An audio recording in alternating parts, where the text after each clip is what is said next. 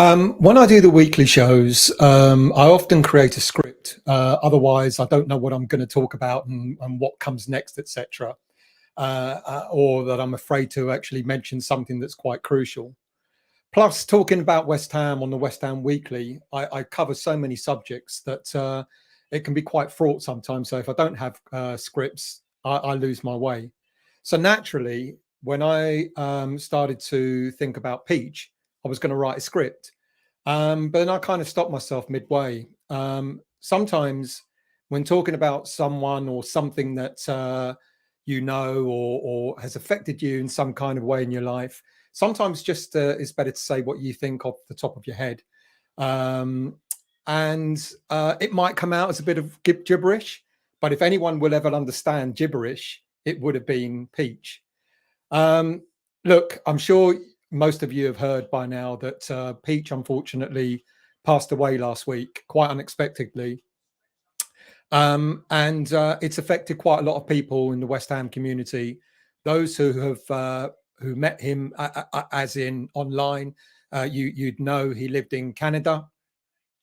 Most of you who sort of come across him in some of the interviews that he did, or interviews or snippets that he did for various shows, will know what a force of nature he was. I met him, I can't remember how long ago now, 3-4 years ago maybe, when I was doing shows on another channel. And it was suggested that we invite Peach on, but I was warned that what we were going to get was something quite different to the norm. And it was. And he blew me away. And I think he blew a lot of people away with his approach, his mannerisms, his hip hop style of talking, etc. And it was. I remember after the first show I did with Peach as a guest, and went, "What was that?" You know, it was quite breathtaking in a way, and it took a lot of getting used to. But Peach was Peach, and one of the things about Peach was he was unique, and he did affect people in many different ways, and he is going to be missed. I hadn't spoken to Peach for a while. I'd get the random message from him at 4 a.m, whatever time it was, over in Canada. I'd wake up and I'd have a bleep on my phone, and it'll be Peach giving me a little rap song, or telling me here's the link for the latest video that he was doing at 4 a.m when I was asleep and stuff like that. And I'd message him back and etc. And the one thing about Peach was, didn't matter who you were, he just saw you at face value. He had no pretense about him. No sort of. There was nothing about him that was in any way untoward. He was what he was. You know, he was the kind of guy that you just took him for face value. It's he was batshit crazy. That was Peach, you know, and you accepted him for that. And he created quite fittingly, he created a YouTube channel called West Ham Random, because he was random. But he, like I said, he touched many people's hearts. He got to know a lot of people. You know, he would never say a bad word about anyone, even about football. I mean, you know, the irony is that a lot of people just kind of assumed, oh, Peach, well, you know, what is he to West Ham? He knew an awful lot about his football. He knew an awful lot about the team. And when he gave opinions, they were pretty sound and pretty solid, and never negative. Never. No matter how badly anyone would have played, the team, an individual, etc., Peach would always come up with something that was quite positive about the situation. Look, a number of friends have created a link to a GoFundMe page, which is going to stay up throughout the show. We're collecting money on this GoFundMe link to buy a commemorative stone for Peach to go at the stadium. And also, you know, whatever's left over, etc., is going to go to his family. And I think there was talk about maybe trying to, you know, get his family over or something like that, which would be quite fitting. I'm going to invite a young chap on who I've known for quite a long time, and he's got to know Peach as well for quite a long time. And we're going to have a little chat about Peach before we go into the show. Good evening, Reese. How are you, mate? Hello. I'm all right. How are you? I'm very well. I'm very well. Bit of a somber time. Can you actually to say hear me? hello to you. You're breaking up a little bit, definitely. mate. But I Is this can any hear better? Or yeah, okay, cool. Yeah, it's just a sad time, isn't it? Because I think a lot of people knew how close I got to Peach and stuff. We were always live at stupid o'clock in the morning, talking about West Ham, talking about anything really.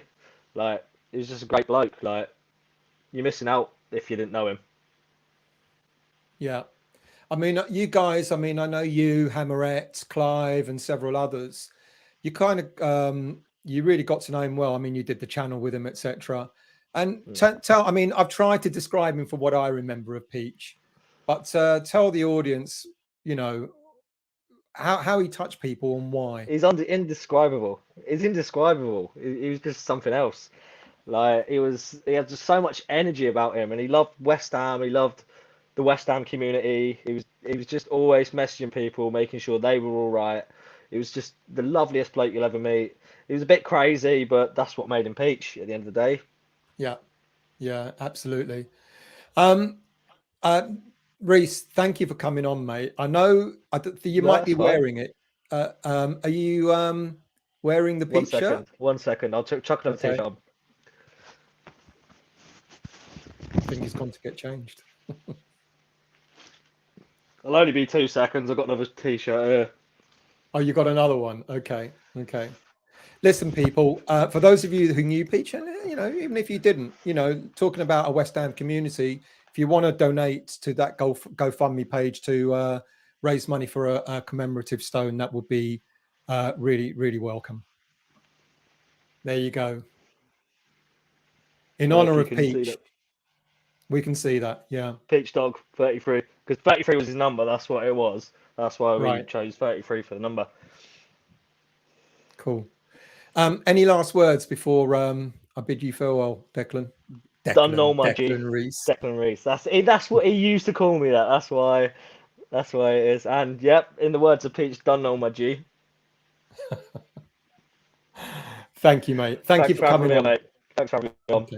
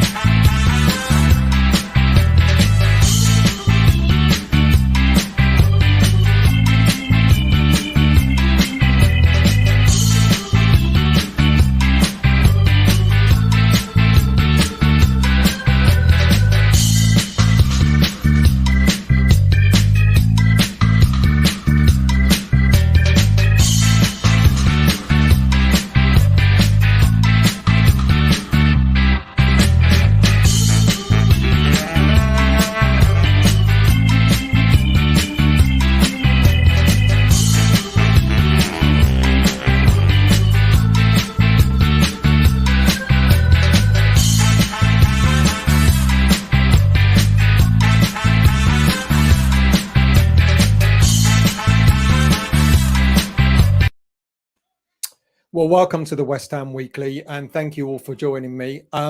Quite a lot to talk about yet again this week. Obviously, there's all the news about Scamacca, who's flown in, as we understand it, to sign for West Ham United. So that's quite exciting. And there are other transfer stories as well that I'll bring you up to date on, of course. There are, of course, other things that are going on. Some player news. We heard quite late this afternoon that Aguerd has had a surgery on his ankle. I kind of fear the worst, but we'll get onto that later on as well as to how long he might be out for. There's also some, we've played some games, of course, and there's some updates from various people. Of course, you're going to have the update from Dodsey, who was at the Rangers game up in Scotland. And then I'm going to read out an update from Stephen Bowes, who sent me his review of the Luton game at the weekend. So there's quite a lot to talk about, quite a lot to go through. And of course, you know, as we started the show, this is going to be in honor of Peach as well. So let's get on with it. Let's go into the chat first, because you've all been patient, and see who's here. Good evening, Juha. How are you? I really hope this one will hit hard and be amazing for us. I'm guessing you're talking about Scamacca. Good evening to you, Clive. How are you? Will our host be on time? I think I was, for a change, which is quite nice. Good evening, Simon. How are you? Boom. West Ham family, and the best day ever, finally getting a striker. Getting a striker after 560 days, people, since we last had a striker. Well, it might be 561 until he actually signs. Good evening to you, Bernie. I really do hope we have finally managed to buy Scamacca, and it's not one more bum story. I think it might be just a little bit more than that. Fingers crossed. Good evening, James. How are you? Good evening, disabled team. What a signing you have on your hands. Well, he's got to do the business. This is it. You know, this is only the start of it now. If we've got him, this is only the start. Let's see, who else have we got? Good evening to you, Dabs. Went from 6 centre-backs to 2. Going to talk about that later on as well, mates, when I get round to all the updates on player news. Good evening, Hammerette. Looking forward to the show. Thank you very much. And Stu, thanks for the kind words. Who else have we got? Let's see people that... good evening to you, Martin. I hope you're well. Thank you for joining. Good evening to you, Daniela and Mr. WHU Bell. Good evening, Steve. How are you? Thanks for joining. And likewise to Philip. At last, a proper number 9. Looks rather a good signing. He looks very promising, doesn't he? When I go through the details about him later, hopefully we know we've got a future star on our hands. Good evening to you, Patrick. Thank you for joining, mate. Much appreciated. Who else we got here? Patrick again. I know this Scamacca will be the nuts. He has neck tattoos and everything, and his family are a bit nuts as well. I hope during the medical they don't find that maybe he's got 1 or 2 screws loose. I'm sorry, mate, you're not coming in. Good evening, Adam. I hope you're well. Thank you for joining. Good evening, Andy Pepper. How are you? Hope you're all good. Let's hope now that Lingard thing is dead. The club get a shifty on and bring in some top quality additions to the squad. Going to talk about all the latest, all the most obvious transfer stories of late. Martini, good evening to you. Thank you for joining, mate. Who else have we got? Mr. Tiley, how are you? What happened to your Facebook? You disappeared. I was going to write you a message and then I couldn't find you. Good evening to you, Garino. How are you, mate? I hope you're well. The eagle is over the channel. The eagle is over the channel, and it's not. Let's hope the eagle lands safe and well, eh? I mean, it's only a couple of hours away from Italy, so it's probably landed already. Good evening to you, Lincoln. How are you? I hope you're well. Rest in peace, Peach. Absolutely. Who else we got? Good evening, Black Country. Mr. Brown, how are you? I hope you weren't late. You're always early. David, how are you? Losing Aguerd doesn't bode well for our defence. It doesn't. It's not great. It's not what we wanted to hear. But we'll talk about that later on as to what transfers we might have lined up to maybe soften the blow. Good evening, Howard. How are you? Right, let's get on with it, shall we? And let's start with the first part of the show. And the first part of the show is going to be all about the matches that we played over the last 7 days.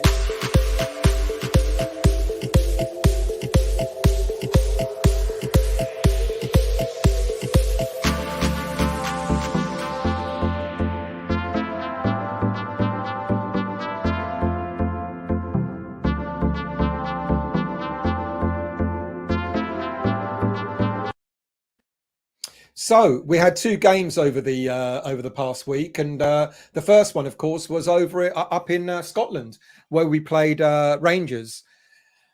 Kind of did all right in the first half, didn't we? And then we kind of lost our way in the second half. You know what the game reminded me of? It reminded me an awful lot of the game against Brighton at the end of the season, where we started to do really well in the first half. And then all of a sudden in the second half, we just completely collapsed as if like it was a completely different game. It was weird. It was rather odd, and our defence looked shaky. I mean, the irony is that we looked okay in the first half. We seemed to be doing okay, and then as soon as we started to make some changes, and rightly so. Let's not forget this is a friendly. We should be sort of getting every player out there as much game time as we can in order to give them a bit of match fitness, a bit of match sharpness. But we certainly didn't look sharp in the second half at all. It was surprising, going 3 goals down so quickly. But one thing some of the things that we noticed, I'm going to put Dodsey on in a minute, who's going to give you a bit of a review overall. But one of the things I noticed was some of the things that were a bit of a hangover from last season.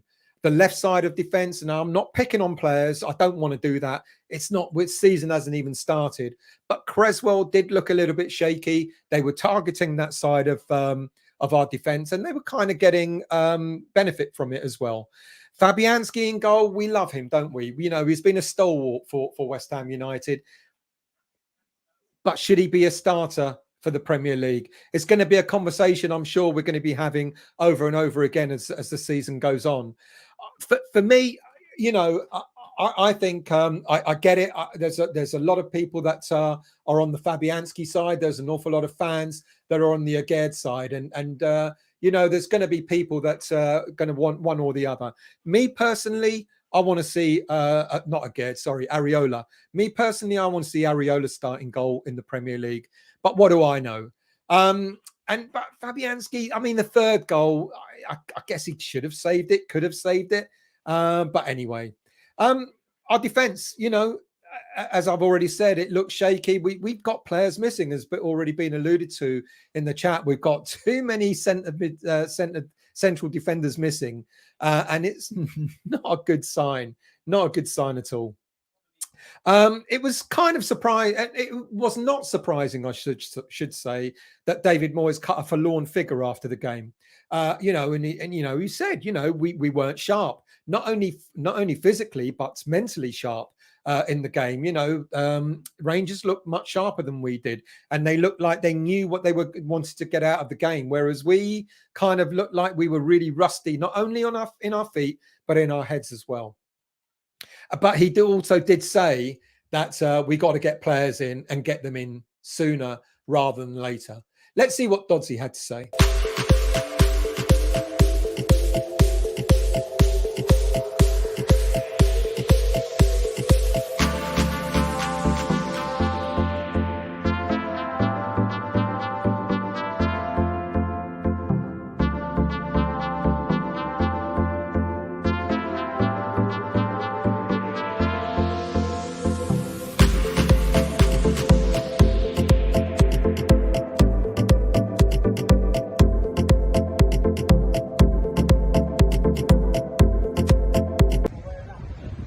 So we've arrived, beer in hand, here we go, Rangers away. What could possibly go wrong?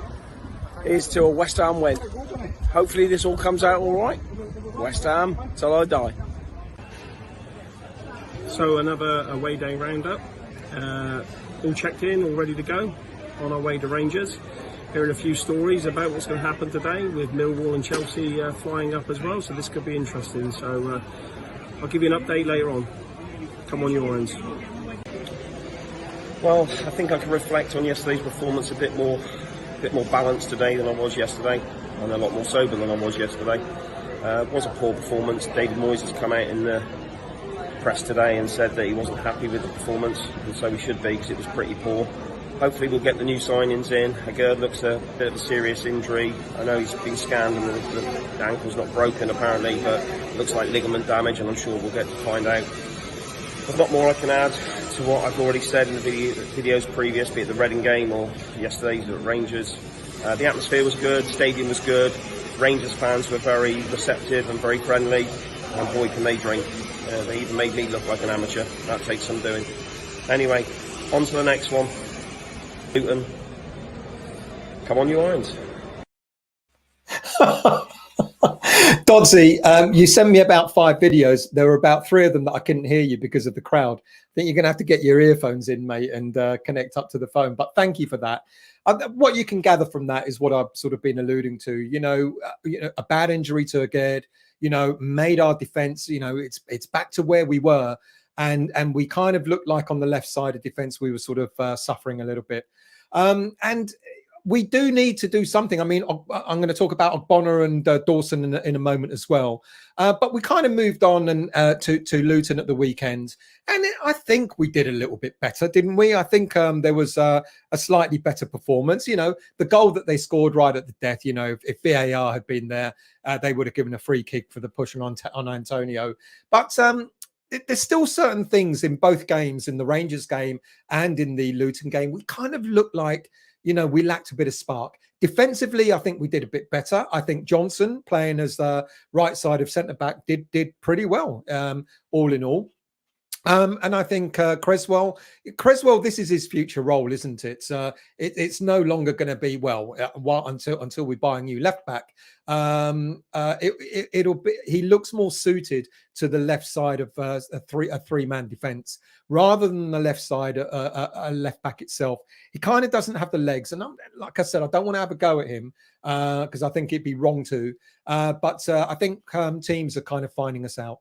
Now, both games, our penetration going forward was kind of lacking. It's a little bit lackluster. We saw glimpses of it throughout the game, throughout both games. I quite liked Vlasic when he played in the middle of the park.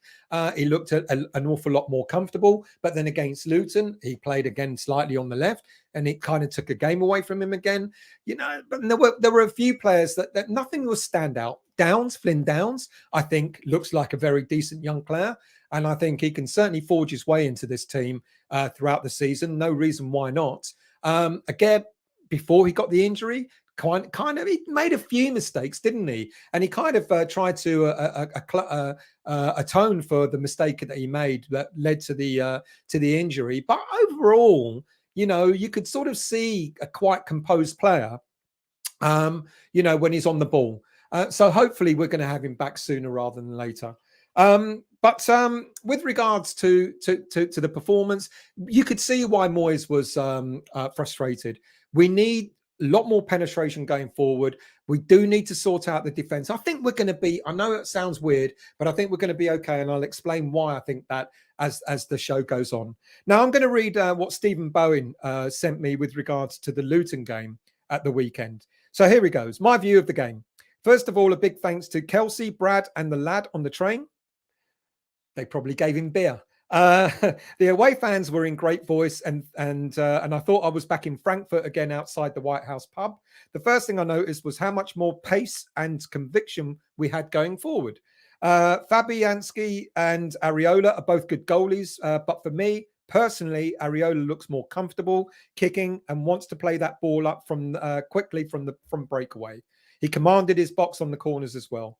Here's where I kind of don't agree with him. Krezi and Masuaku, this is Moyes' favourite left-sided pairing. Let me remind you both, it's the only left-sided pairing, but I'll give you that one. Krezi had a good game and covered the back post really well on a couple of occasions, with Masuaku pushing on and staying out wide actually made Creswell's job a lot easier. Because Creswell played in the centre back of a 3, I'll give you that one. Zuma seemed to have a lot more of the ball than normal passing. Almost messed up once, but solid, which he would force everyone to push up forward another 10 or 15 yards and condense the play, which is good. Ben Johnson and Soufal. Benny actually looked quite lost on his positional play, on who to mark, and got isolated a lot. See, it's interesting, how people see things in different ways. I thought more or less, I think Johnson had a pretty okay game, but that's a good pointer there. The more he plays, the better he will get. Give him a season and he'll be flying. I think we got Soufal back as he looked hungry. And what I like with him, he wants to get forward and almost played as an old school right winger. He got a bit of the Julian Dix about him. Yeah, he's got that sort of nastiness about him, hasn't he? Declan and Soucek, they actually swapped roles as Declan played deeper. As we've all been saying, all last season, Declan's better when he plays deeper. Let Soucek go more forward. But again, people have got different opinions on that. At one stage, Declan won the ball and turned away from 2 Luton players. You could see he's a week behind as he was blowing a bit after 25 minutes. But what I noticed was how many long cross-field balls he was playing and being more braver passing forward. Soucek also looked more comfortable playing just a little bit higher, and I thought he had a good game. Obviously, the goal helped. Benny, Bowen and Fornals. Benny had some nice touches and combined well with Masuaku on the left. I'd love to see him get the ball and just run down the line and cross it first time without looking up. Good point. Really good point.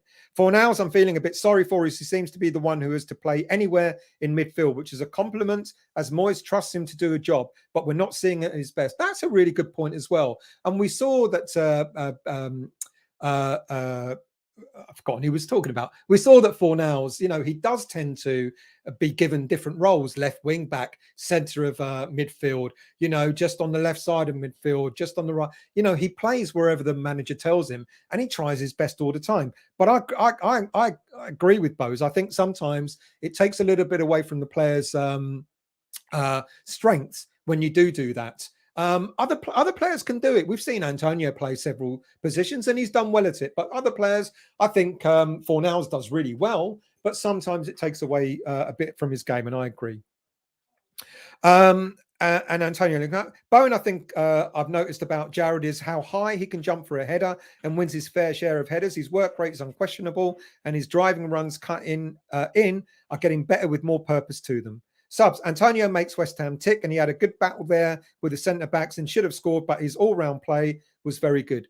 See, I'm afraid, again, I can't agree with that. I was looking at Antonio and thinking for the last few games, it's hit, it's miss, it's hit, it's miss.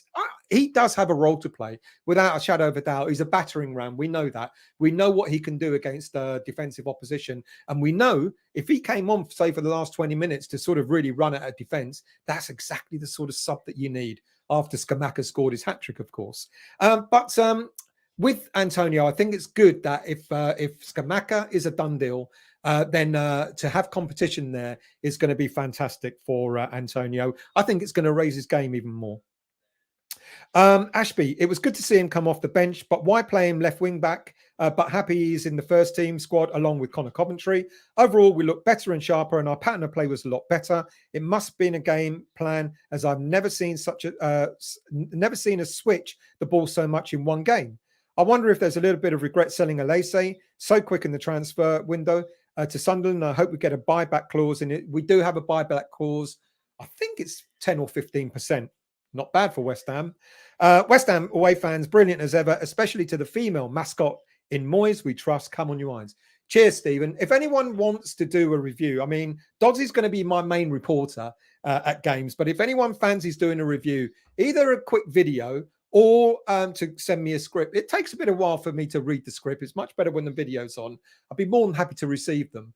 So message me at westhamvoice@gmail.com and let me know. Right, let's move on, shall we? Because those are the games over. And we're going to talk about a little bit about players, but let's go back into the chat and see who else is in. Good evening to you, GP. Good evening to you, Daniel. How are you? Rest in peace, Peach. Absolutely. Black Country, rest in peach. Chewbacca's secret love child. Is it true we're adding a scarecrow to our squad for cover? I don't know. Good evening to you. I don't know what you mean. Good evening to you, Lee. I hope everyone is safe and well. Hope you help. Steve, I thought you said no striker was coming in. He ain't here yet. Mate, all I said was, don't be surprised if we don't get a striker. I never said we won't. All I said was don't be surprised. Robert, good evening to you. Thank you for joining, mate. Much appreciated. GP, I said to Russ, he played Crazy Frog, and Peach said in chat, Russ did. I said to Russ, he played Crazy Frog, and Peach said in chat, Russ did. Oh, okay. Good evening to you, Mandy. How are you? Yeah, absolutely. He was a character, without a doubt. Clive, Random will continue to provide content, including some compilation vids of Peach's best moments. That's fantastic. That's really good. Garino, rest in Peach. Sad news, but we'll be remembered for his craziness and passion he brought. Absolutely. Marcus, good, rest in peace to Peach as well. Chris, good evening to you. Rest in peace, Peach. You know, he's sat up there with God, getting on it big time, talking to God about Bobby Moore and Jeff Hurst, probably. And God will be going, mate, I don't understand you. Good evening to you, Sean. How are you? Great work. Thank you, mate. Much appreciated. Good evening, Howard. A great touch. Thank you. Reese, you need to make those shirts available on merch. Good idea. Reese, if you're watching, make those shirts available. Good evening to you, Apache. How are you? Good evening, Peter. How are you? Yeah, he was a great character without a shadow of a doubt. Reese, cheers, GP. Howard, this is the season shirt with personalization on the back. Get in there. You know, get it on the link that we've got for GoFundMe and see if you can sell some shirts as well and get some more money raised. Dab, still last week, I don't think we'll sign a striker. This week, we sign a striker. You know me, mate. I always err on the side of caution. Always err on the side of caution, just in case. But let me remind you, we haven't signed him yet. Unless anything's come in now, he's still not a West Ham. He might turn up and go, hang on a minute, this ain't Rome. What am I doing here? Victor, minor surgery on Aguerd. I'll get to that. I'm not so sure it's minor. I hope it is. I really, really do hope it is. Good evening to you, Frano. How are you? Good evening, NWO. How are you? Good evening, Gary. How are you? Nice of you all to join. Trev. Stell, what do you think about going back in for Coletta Carr? Apparently he's available at 8 million. If that's true, I'd snap him up. What with our aging setbacks? Yes, to be quite honest with you, Trev. I think that's a very, very good call. I've kind of read something. It was a snippet. And I thought, oh, hang on. And then nothing got followed up. So I don't know. We could be. Why not? You know, we made big song and dance about trying to get him. And Moyes at the time, I think I did say, I think when we signed Aguerd, I think I got why Moyes only wanted Coletta Carr as a loan signing. Because obviously he had Aguerd as his main left-sided centre-back. So I'm just wondering, maybe Moyes didn't necessarily want to buy two left-sided centre-backs, but why not? You know, why not? We need backup. And you're absolutely right.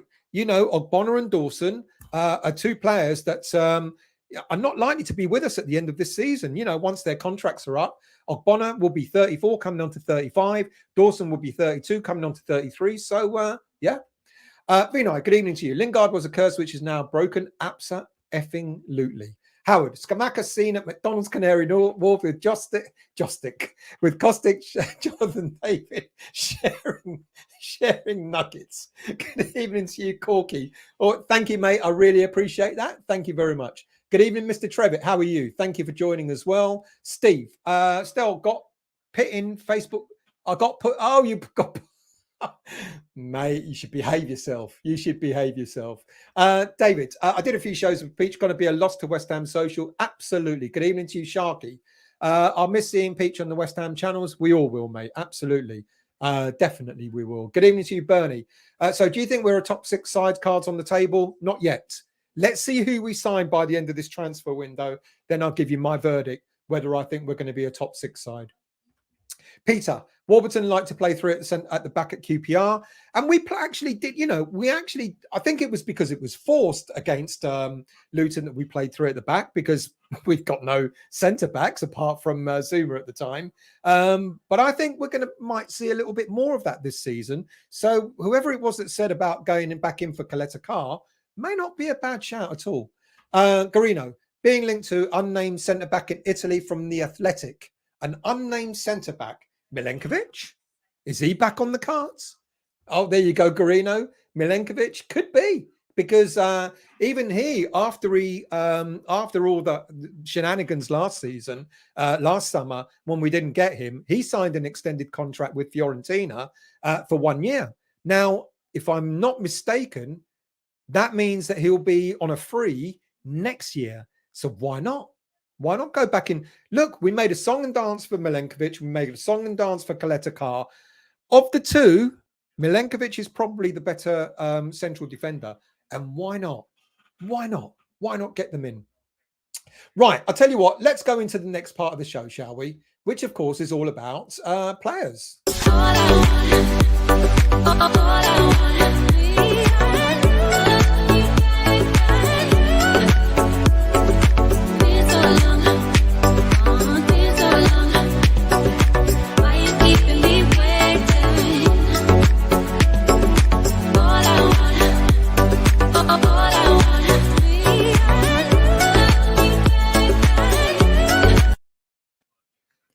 Just chatting to Dodsy. Thank you, mate. Just sent you a message.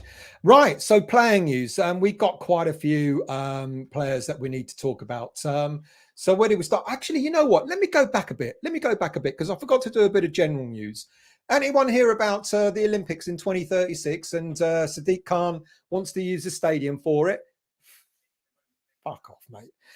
Look, I hope that mic didn't pick it up. I hope it's a shit mic and it didn't pick up what I just said.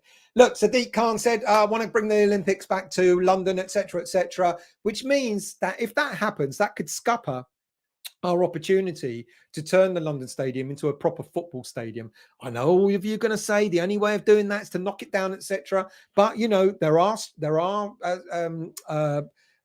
we are planning to. We're trying to get the seating closer and all that. I think they've messed up on the West Ham because it ain't closer. But we're trying to make it more like a football stadium. But if Sadiq Khan has his way, it looks like we're not going to get that. Look. The only consolation is this. Sadiq Khan's not likely to be in charge for in a few years' time, and 2036 is a long way away. So let's hope we don't get the Olympic. No disrespect, London. If any of you love the Olympics, all great and fair and well. But if it's going to be at the expense of us being able to improve the London Stadium to be a proper footballing stadium, then no. Sorry.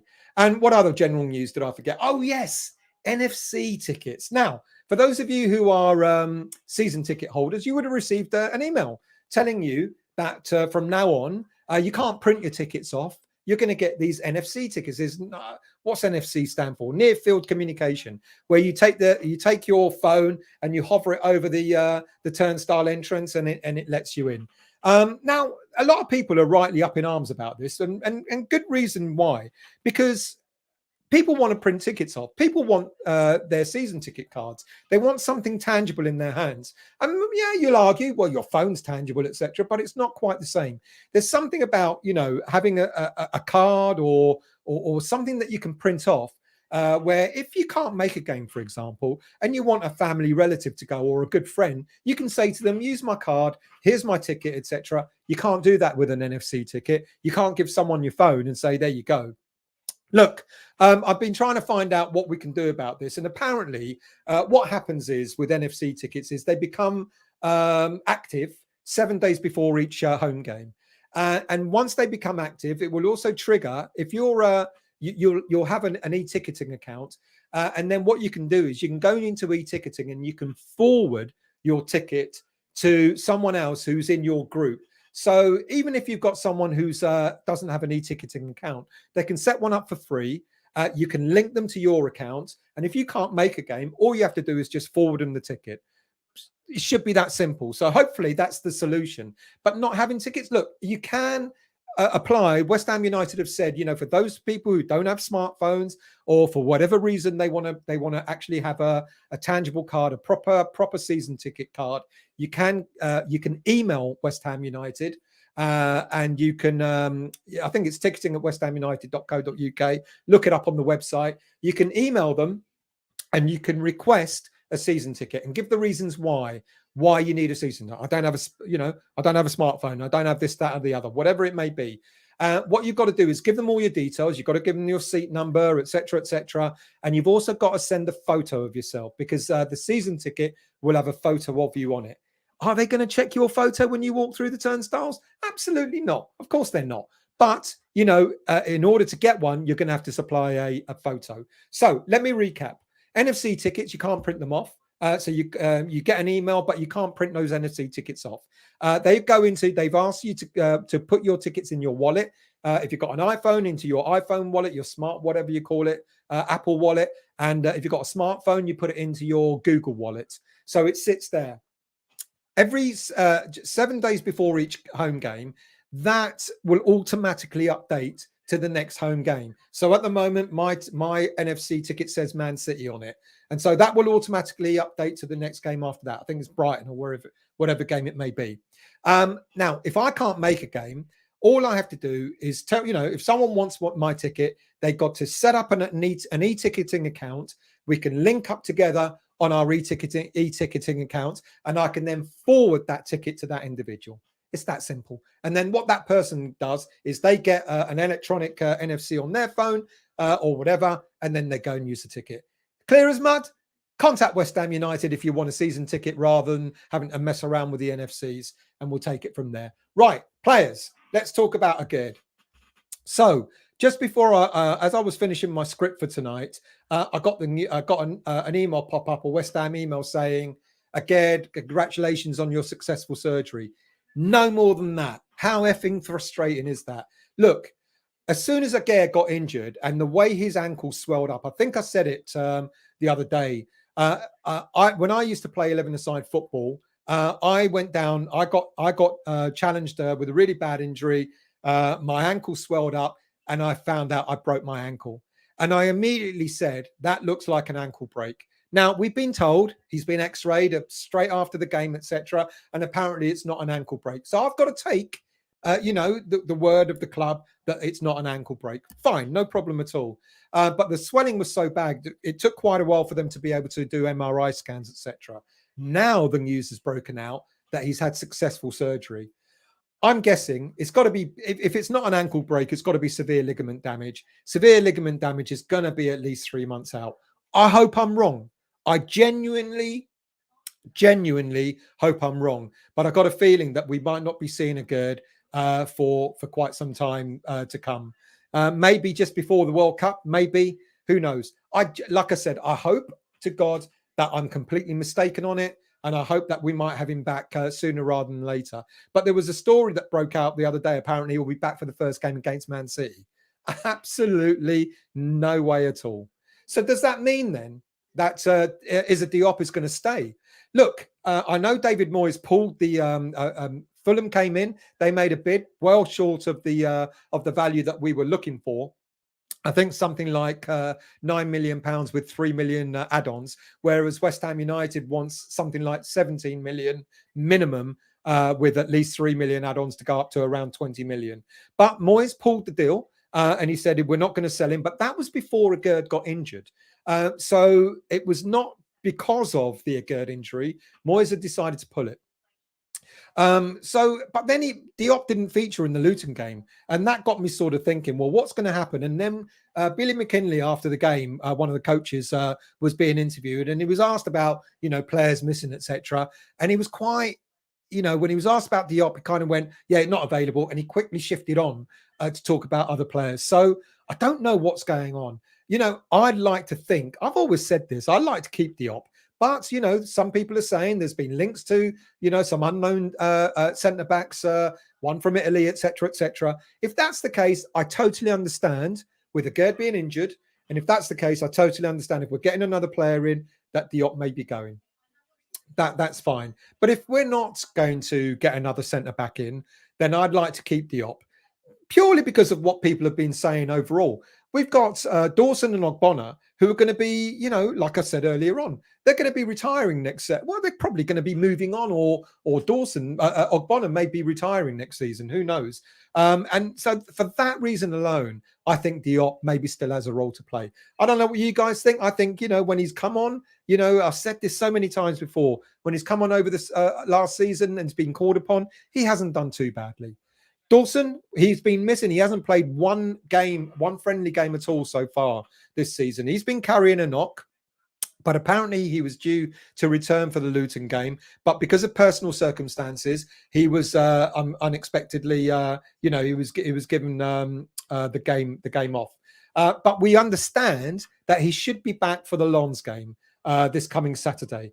Great, that's fantastic. But one game before the season starts, one pre-season friendly before the season starts, he's going to be rusty, so I don't actually expect him to actually be starting against Man City the following week.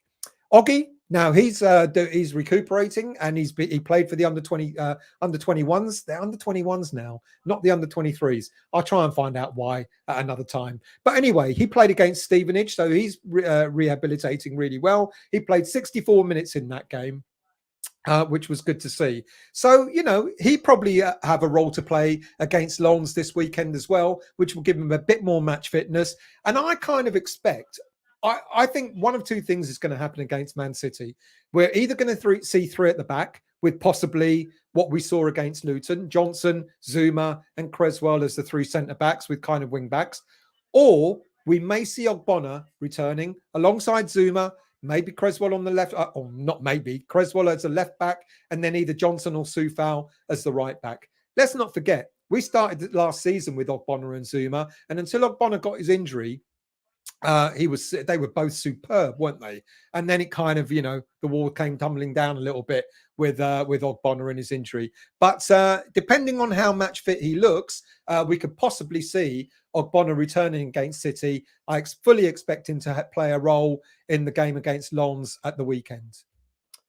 Let's move on to Declan Rice, shall we? I'm sure you've all seen the interview by now from Sky Sports the other day. Declan talking about a number of things, and he talked about transfer speculation as well. So let's start off. First of all, he talked about an honour it being that he's going to be captain for the season. That confirms, people, no matter what anyone says, and I know more stories came out with Tuchel today talking about the £150 million price and other things about Jared Bowen and, Arsenal are interested and so are Chelsea. Leave off. But let's move back on to Declan. Declan spoke out with regards to the speculation. He confirmed, I'm proud to be captain this season, taking over from Mark Noble. So if that's any more proof that he's not going anywhere in this summer transfer window, then I don't know what is. He went on to talk about having a good relationship with the players, a good relationship with David Moyes. And he said it demonstrates how highly he's thought of and respected at the club. And the respect goes both ways. The players respect him. The manager respects him. He respects the manager. He respects the squad he's in. It makes total sense, doesn't it, for him to be the captain next season? It was a given anyway. And he stated he gives 100% every time he goes out and puts the shirt on. And whatever happens off the pitch, he's not in control of. So when he goes on that pitch, he doesn't think about, are Chelsea interested? Oh, is this team interested, etc. Maybe I shouldn't maybe I shouldn't give 100% just in case I get injured and I don't get the transfer I want, etc. No, he goes out and he thinks West Ham only. And that's absolutely fantastic. And he talked about how annoying that transfer speculation is, and especially the numbers, £150 million. And he says he gets ribbed by the players about it, in the dressing room, etc. And he also said about, the stories that are out there, he doesn't want to hear them because most of them are not true. Or what? No, let me put this correctly. He doesn't want to hear many of the stories which are not true. So we've already been told several times, no bid's been put in for Declan Rice. So, I think this is finally, we're hearing it from the horse's mouth. And I guess the only slight concern for me is that, Declan said, he's not in control of speculation. He focuses on West Ham. Playing football is what makes him happy. He's been happy doing this for the last couple of seasons. You could see the look on his face, etc. When we go out and we win and the run that we had in Europe, etc. The guy was buzzing. So was the whole team. But you could see how buzzing he was. I guess the only concern, of course, is when listening to the interview and Declan said, until anything happens officially, there's no point thinking or talking about the speculation until anything happens officially. That's the bit I'm worried about. What if a team does come in, or when finally a team does come in? Let me reiterate, this season, this summer, ain't happening. Even if the bid's put in now, it ain't going to bother him. He's committed to West Ham. He's going to be the West Ham captain for this season. But we know, don't we? This time next summer, the bids are going to come in. And then I guess we'd have to deal with it then. And he said, until anything official happens, no point talking about it, no point thinking about it. And I hope that puts to bed all the stupid stories that you see out there, day in, day out. Is Declan going to stay? Is he going to sign for Chelsea? Is he going to be part of the restructure at Man United? No, he's not going anywhere. So every time any of you read a story about Declan between now and the end of this summer transfer window, just throw it in the bin. I hope to God I'm not wrong. Right, let's move on. Vice captains have been named, 3, no doubt. And all veterans, aren't they? Creswell, Fabianski and Ogbonna. They've all been named as vice captains to Declan. I think in one way that's a great move, a fantastic move, because it's, you know, the amount of experience between these three players will be phenomenal for Declan Rice. You know, Declan had Noble to sort of fall on last season, you know, to give advice, etc. I mean, what better players as vice captains that do you want than these three? They are the three senior citizens of West Ham, the West Ham squad. So I think it's absolutely fitting that they're vice captains, and I think it'll be a massive boost to Declan Rice to have them there. Let's move on to Soucek. So it looks like the supposed spat between Moyes and Soucek is over. Look, let's be really honest here, and from what we've been told, Soucek was available to be sold. It kind of was the worst kept secret that he was available. No teams come in for him. So Soucek is knuckling down, getting on with it. And he looks happy. He looks revitalized. He looks refreshed. He scored 2 in 2 in pre-season, and he's doing what he does best. He's getting in the box, getting onto headers, etc. The goal he scored with his head was a fantastic goal. The back head in, was that against Luton? And then the consolation against Rangers as well. It's good to see. It's good to see him. I hope whatever the contract situation is, looks like it might be sorted out. And then this player can just get on with playing his football, and he'll be a massive asset and a massive benefit. And it sounds to me that even if we do strengthen in central midfield, Soucek will still be part of the setup. Vlasic, we don't know yet. Now, look, there was an awful lot of talk at the beginning of the transfer window that Vlasic was going to go. I think it was Torino that were talking about getting him, but that's all gone pretty quiet. Vlasic, you know, you look at him when he's played in the games that he's played, when he's played centrally, he looked like a different player. He actually looked pretty decent. He looked quite vibrant, etc. The minute he was put out again on the left side, I think it was at Luton, kind of lost his way a little bit again. Unfortunately, some players can really do it. Some players, as I said about Fornals, for example, and Antonio, the minute you put them anywhere, you say, play here, play there, they'll give their best, they'll try their best. So other players just don't do it. They're better suited to where they should play. Okay, should we be bending for Vlasic? Well, he's a West Ham player, and he should do what David Moyes wants him to do, I guess. But there were sparks there. Will he stay? I'm not so sure.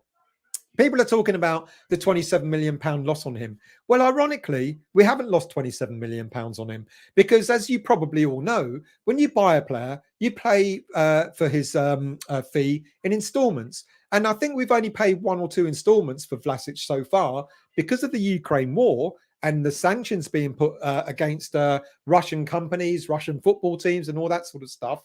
Spartak Moscow, is it Spartak CSKA Moscow that we bought him for, can't get any money for him. Now, look, whether that actually changes in the future or not, I don't know. I guess, you know, sanctions at some point will be taken away. And then something will have to happen with all this money that's owed here, there, and everywhere. But as it stands at the moment, we haven't lost any money on Vlasic. We've only paid maybe £5 or £10 million for him so far, and the remainder of it, 17 odd million pounds, is still outstanding. So if we do move him on,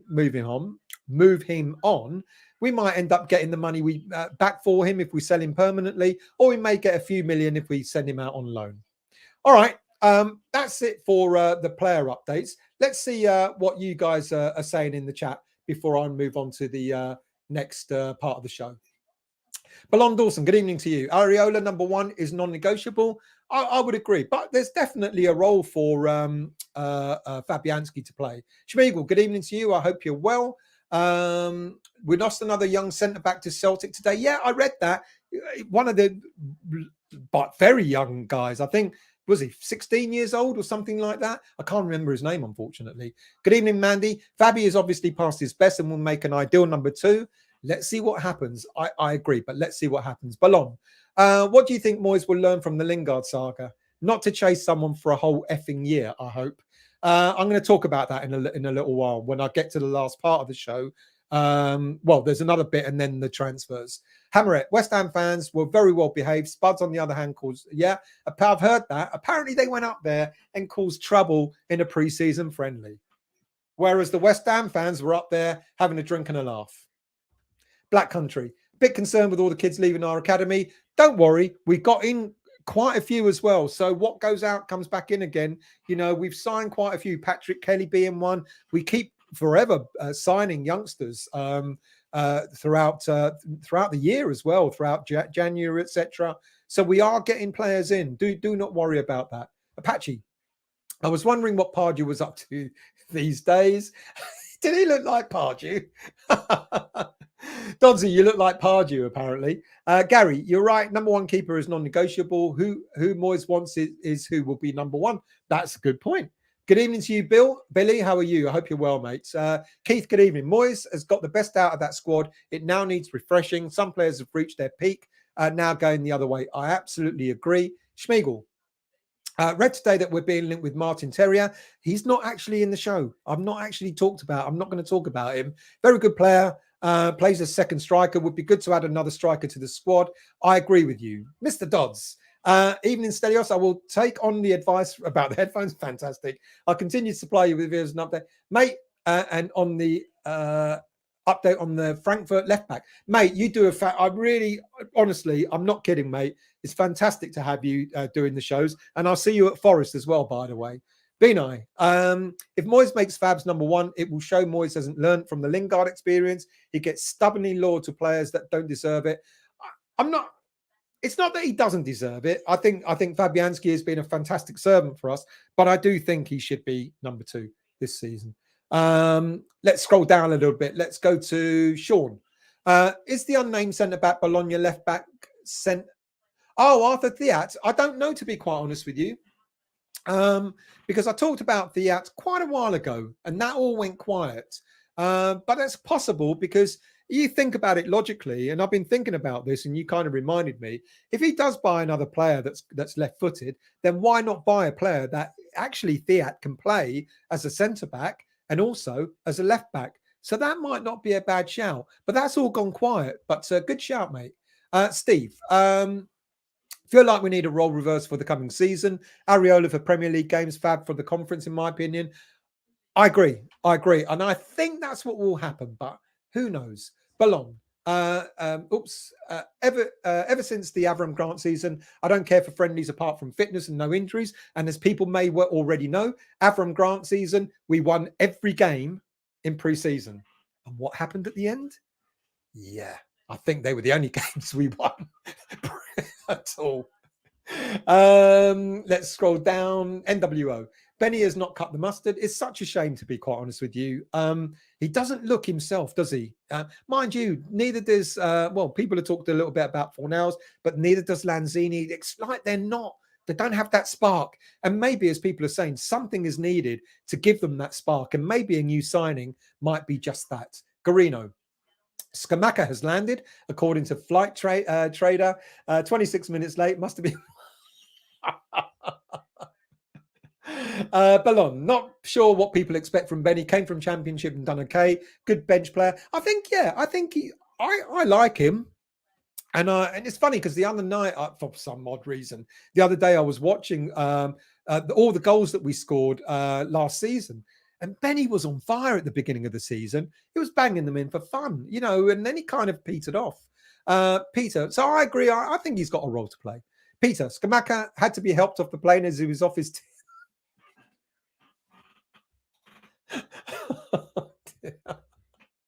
Billy, Lanzini or Vlasic? Lanzini or Vlasic? Got to be Lanzini for me. I don't know what you guys think. Martin, Ballon, you're right about pre-season games being fitness and no injuries. It is about that. It is. Of course we love to win them all. We would love to win all the games that we play, pre-season or not. But even our fitness didn't look good, did it? Gary, Benny is maybe not a Moyes player, but not necessarily bad. Well, we kind of know that it was one of the last Sullivan signings, just as David Moyes was joining. And that's why, if you remember the story back then, we were going to sign him on a permanent. All of a sudden, there was an issue with his medical, and all of a sudden, he became a loan signing with the obligation to buy. And then we made that permanent. I think it was halfway through that season. But yeah, I don't think Moyes really wanted him. Gary, I agree still. Antonio should be an impact sub used to batter the tired defence. Will he be, though? Scamacca won't want to sit on the bench. I'm telling you now. Huge. Good evening to you.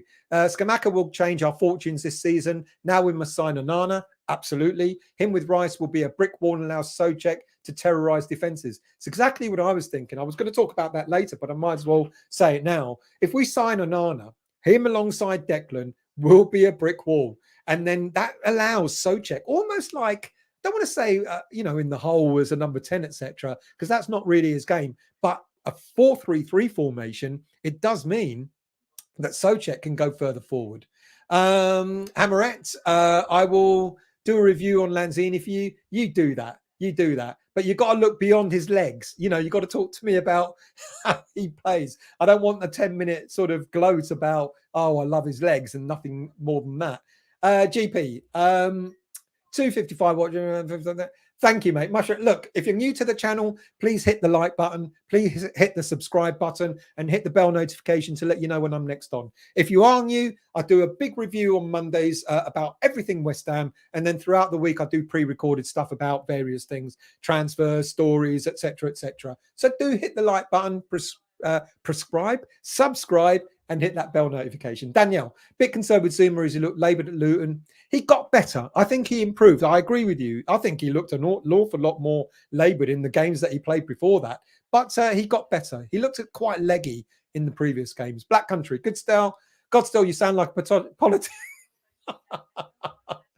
I've never been called that. Frano, a left back and we can start season right. Well done to Moyes if that comes true. Absolutely. That's after Scamacca, Onana, and Kostic. I'm expecting a left back to come in. I'm actually really quite hoping a left back will come in. Graham, things are finally looking up now. Let's hope there is sufficient time to get them acclimatized into the squad. Thank you very much, Graham. Much appreciated, and thank you for joining. Daniel, got a sneaky feeling we'll go back in from Milan. I wouldn't mind, but there's look at the Arthur Theat, Milenkovic, Kaletakar. Something's brewing, isn't it? Something is brewing. Schmeigel, sorry, but Johnson is not cutting it for me at the moment. I think he could become good, but he isn't what we need currently. I think that's interesting. I don't know. I like Johnson. I think Johnson, I just don't. I hope he doesn't become another utility player where he's asked to go centre back, right back, left back, etc. Let's not forget, Johnson has played superbly when he's been asked to play at left back, and he's a right-footed player. He's a right back. I don't know. I think he's all right, Schmeigel. English Volker, good evening to you, mate. Sorry for a late arrival. Just got home from the pub after work.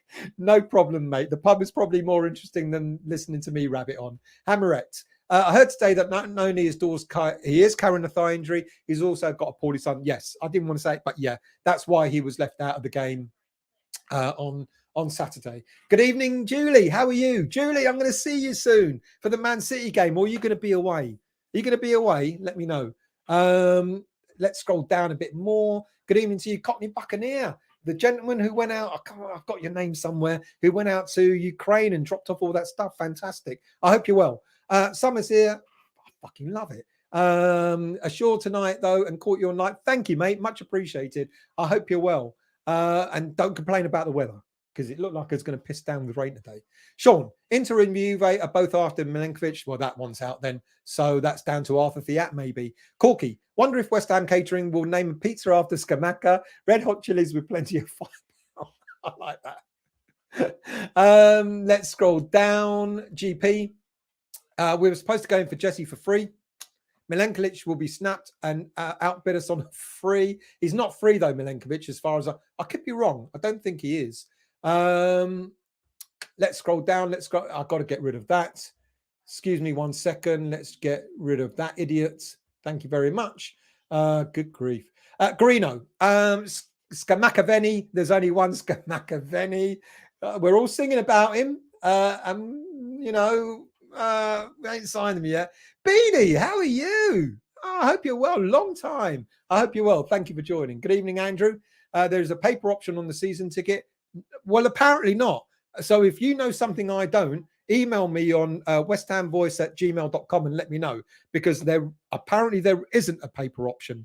Apparently all you got to, in order to transfer it, you've got to transfer it through your account. But mate, I could be, I'm happy to be proven wrong. So let me know. Email me and let me know what that paper option is. Let's scroll down a bit more. GP. Happy will be pushing an old Stella about in 2036 as he moans. It's not like the old days. I'm moaning about that now, mate, let alone in another 30 years' time. Or 30 years' time. What am I talking about? Another 14 years' time. Khan can do one. All smoke and politicians. FIFA revolution.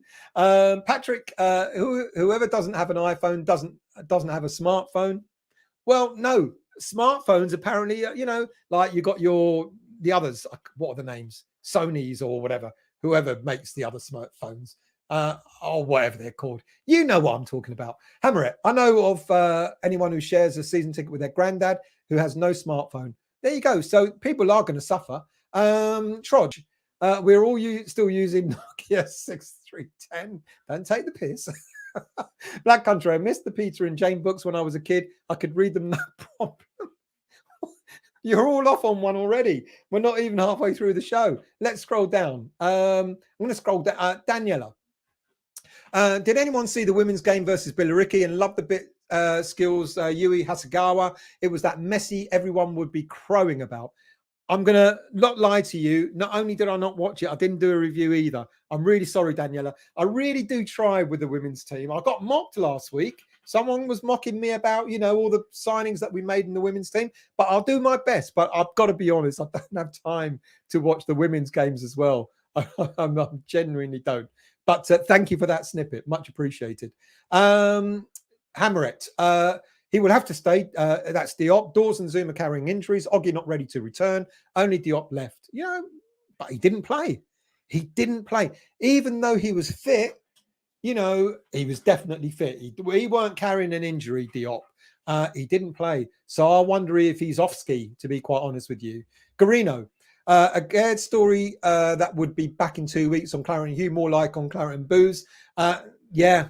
Like I said, the minute I saw his injury, I started asking around. That looks like a long term. No, he'll be back soon. No, he bloody well won't. Dabs, XWHU said Diop was unhappy that Moyes pulled out the Fulham move, so he didn't turn up to the game. Did he not? That would not be good if that's true. Wow. He'll definitely be going now. Kevin, I kind of feel sorry for Diop. Let's go back onto that for a minute. I kind of feel sorry for him. And the reason why I feel sorry for him is because he knows he's going to be fifth choice when everyone's fit. He knows that. He knows he's going to hardly get any game time. He's aware of that. So, yes, absolutely. He's a young player. He's 25 years of age. He wants to play. And I think that's good. I think there's an awful lot of footballers around these days that are happy to sit on the bench or not even on the bench, get their money, and they don't give a hoot. Whereas at least Diop does want to play football. And I would be worried if he wasn't unhappy about a move. But we can't keep getting rid of players for nothing.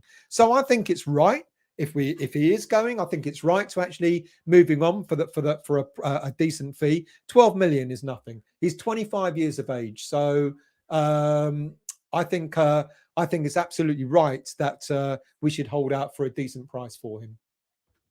Bill, again, 3 months out. His return means Diop can be sold in January with a few months to showcase himself. Good shout. There you go. That's a really good point. WHU. Again, injury. I had the same ligament injury as a kid. Never got it sorted. I now sound like a tap dancer every time I take a step. Ryan, I shouldn't laugh. That's not funny, actually, WHU. Ryan, after last season, Dawson needs to start over Oggy. Oggy... no, and I'll tell you for why. Because I think Ogbonna was fantastic until he got injured. Ogbonna didn't do anything wrong last season. Him and Zuma were absolutely superb in the centre of defence last season. So I get you, because I think Dawson's been superb for us as well. Absolutely, totally get that. But I don't think Oggy did anything wrong apart from, unfortunately, getting injured. I don't know. Let's scroll down so we can move on with the next part of the show. Rhonda and Tony, good evening to you. Zuma does not look right. He was holding his knee a couple of times. Oh, no. I didn't see that. Was he?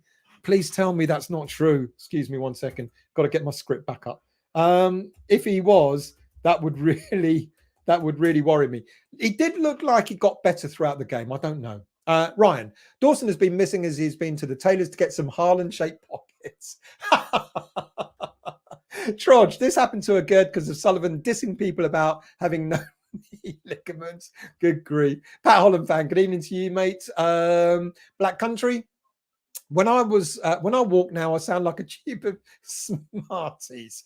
I'll tell you what, on that, let's move to the next part of the show, shall we? Which is, there you go.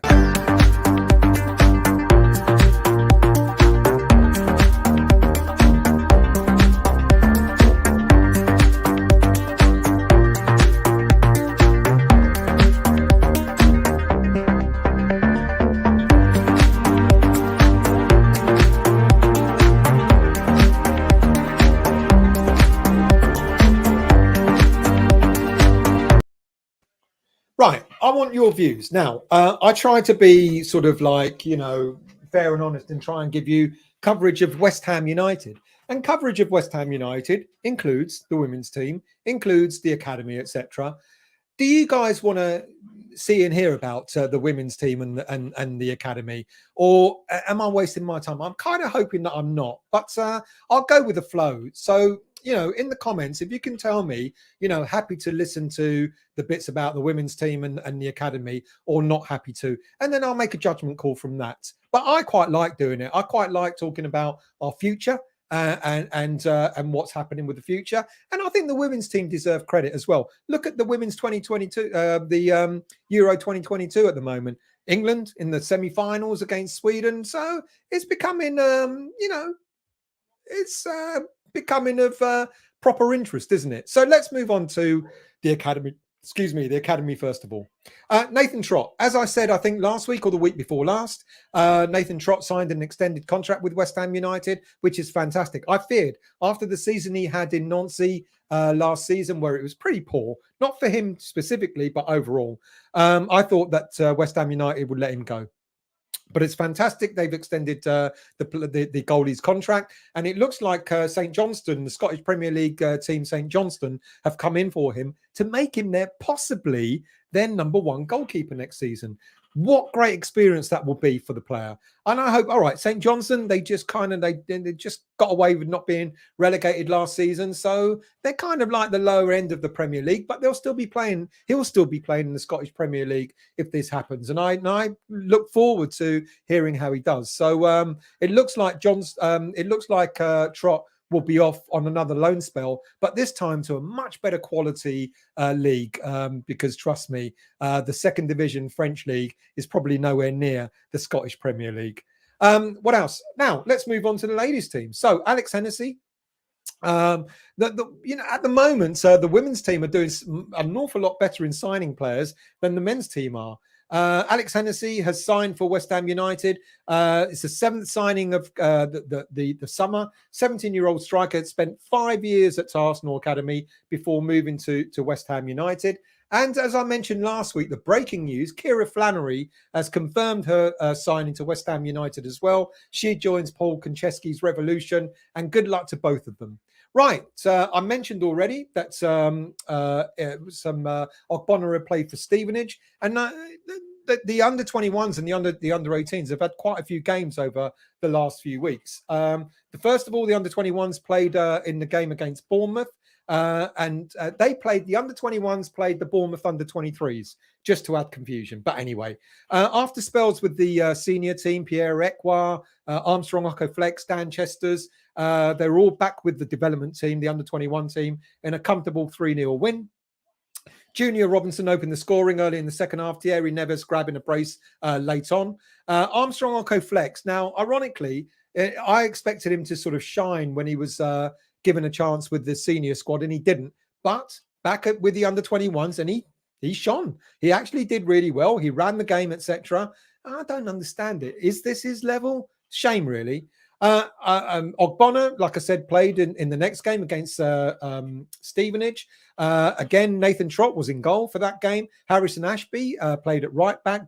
Divine Mbama was playing up top.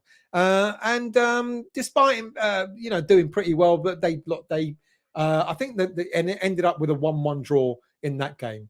Right, the under 18s have been playing in a tournament. in a, I'm not going to be able to pronounce this, in a Zlati Khan tournament over in the Czech Republic.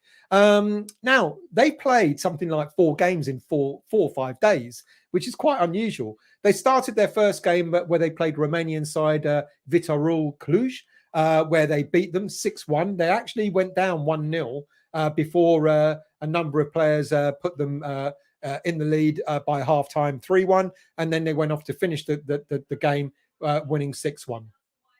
The following day, in another emphatic win, they went on to beat Czech side Baník Ostrava 4-0. And then in their third game in 3 games, they then faced Ukrainian team Ruk Liv, where they won handsomely.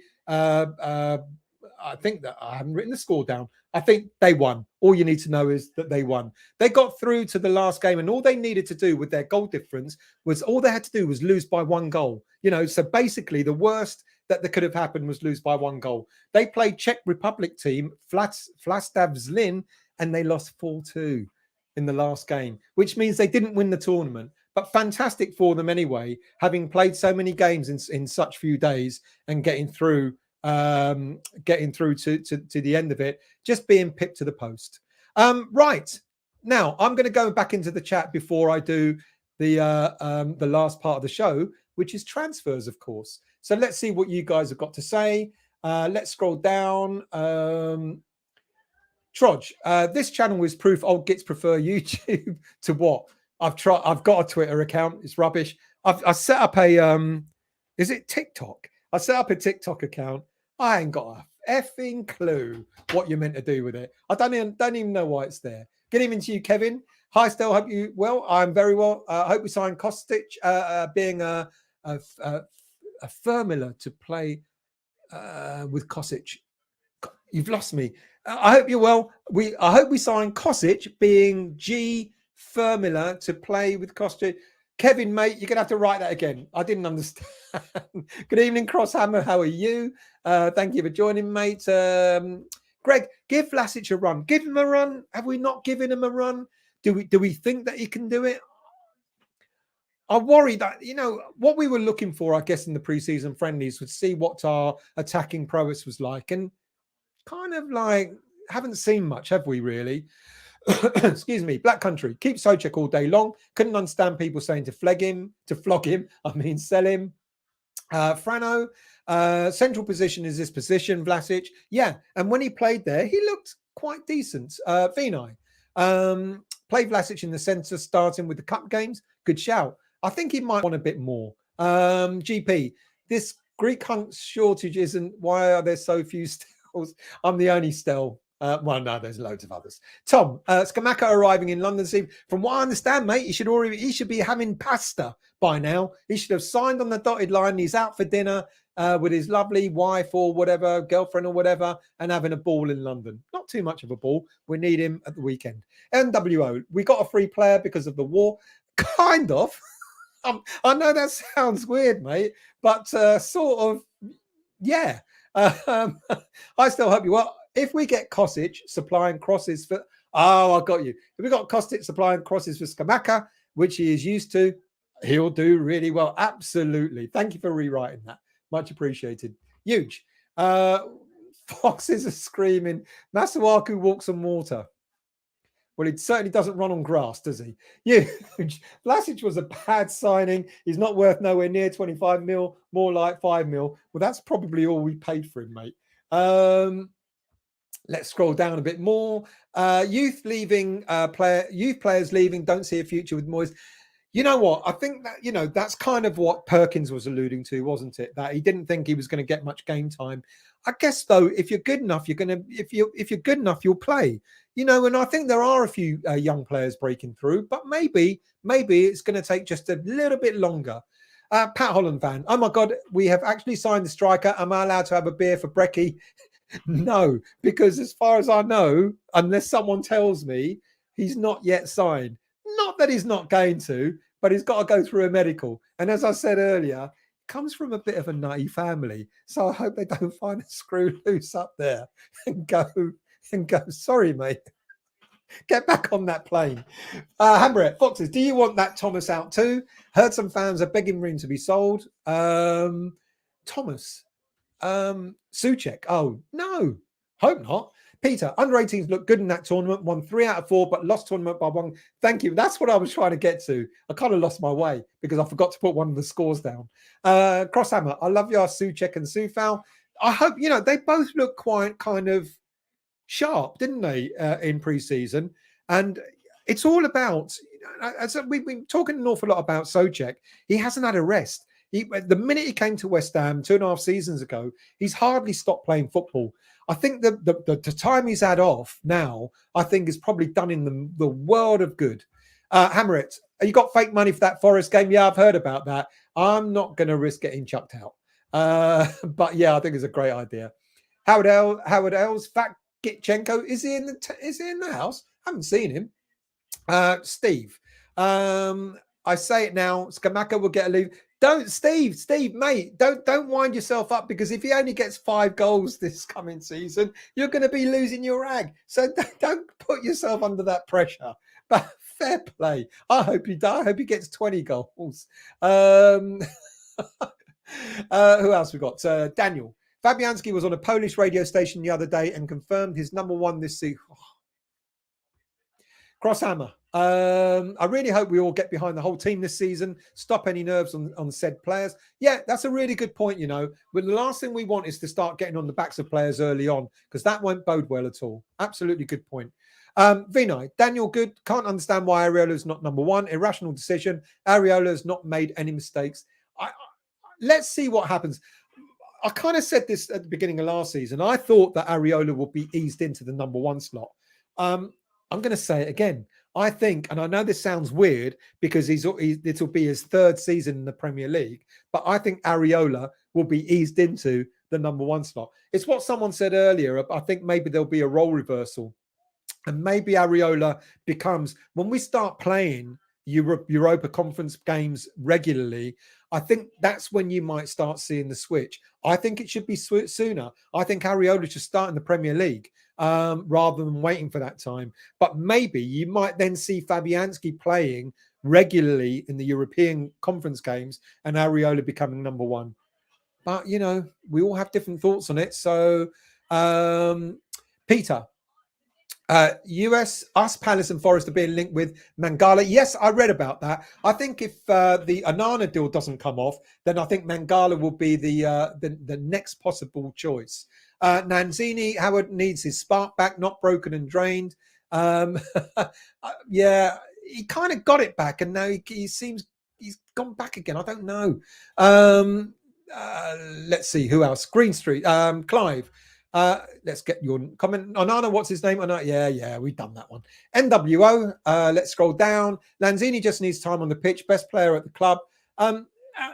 I wouldn't say he's the best player at the club, but he's certainly one of the better players, without a doubt.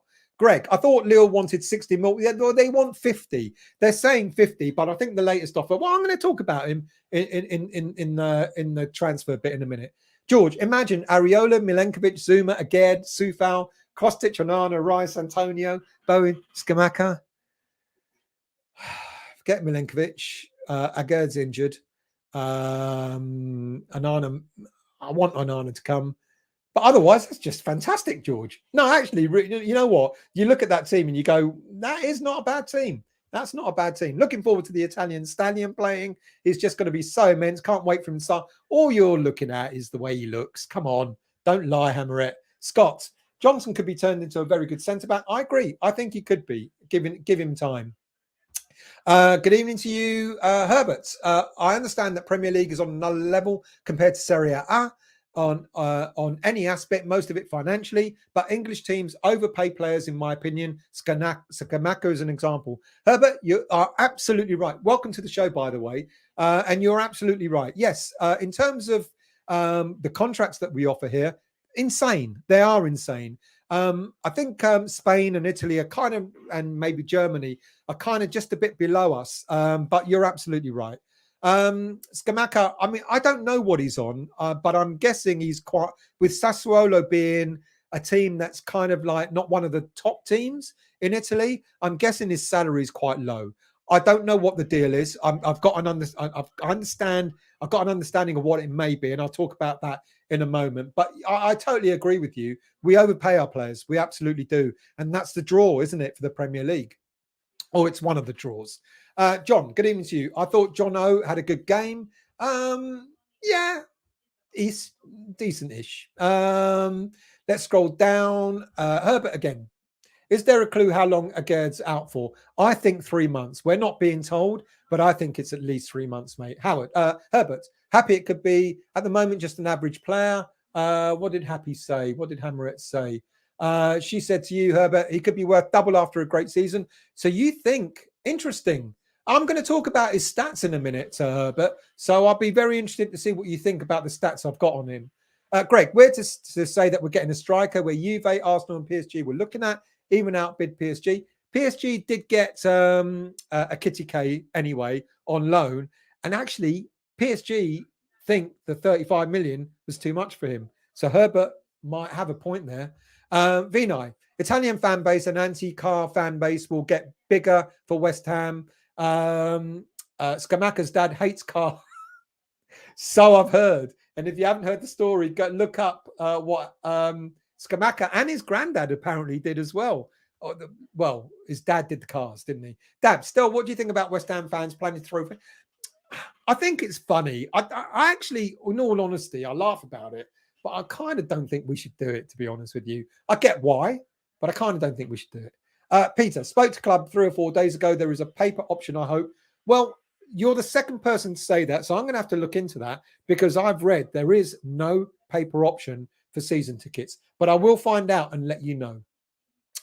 Tony Lee, what about Traore? No. He's just a bodybuilder. You know, that's all he is. Honestly, he offers nothing. I think a lot of people look at him and go, oh, he'll be a bit like Antonio.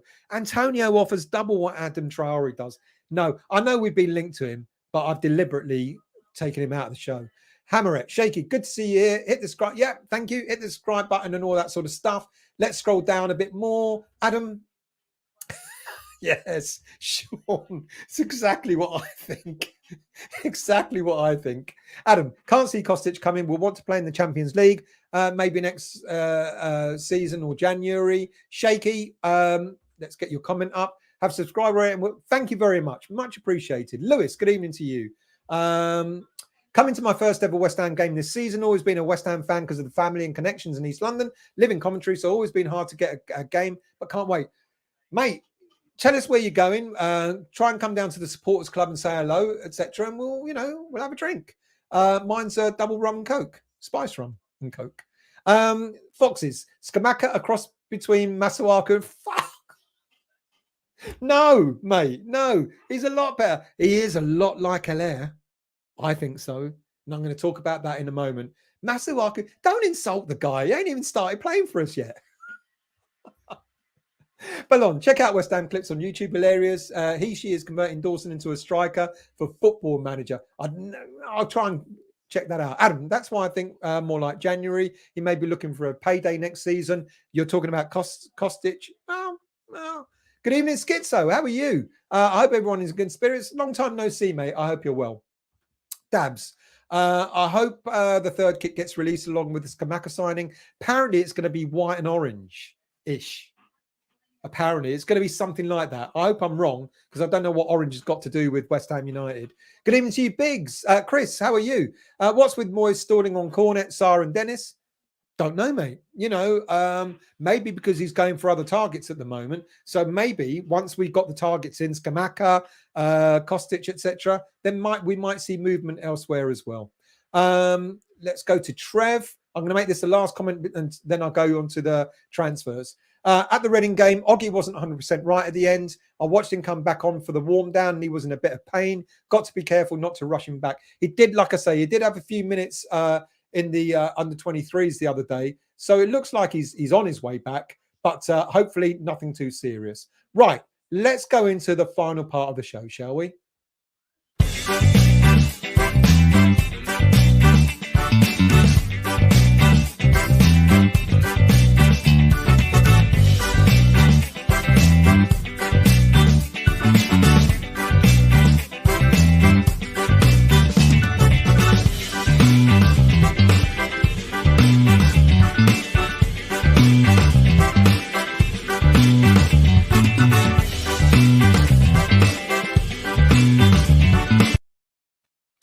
So, as I said much earlier in the show, David Moyes cut a very frustrated figure, didn't he, after the Rangers game on Tuesday?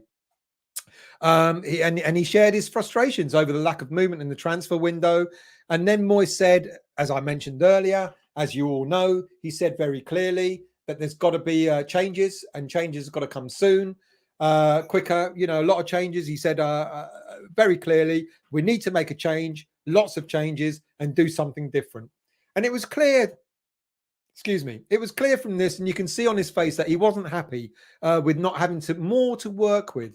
You know, not having maybe a different players or a bigger squad. We've lost players already, and I know I've said it myself. You know, some of the players we lost weren't a loss in a way because they weren't really playing that much anyway.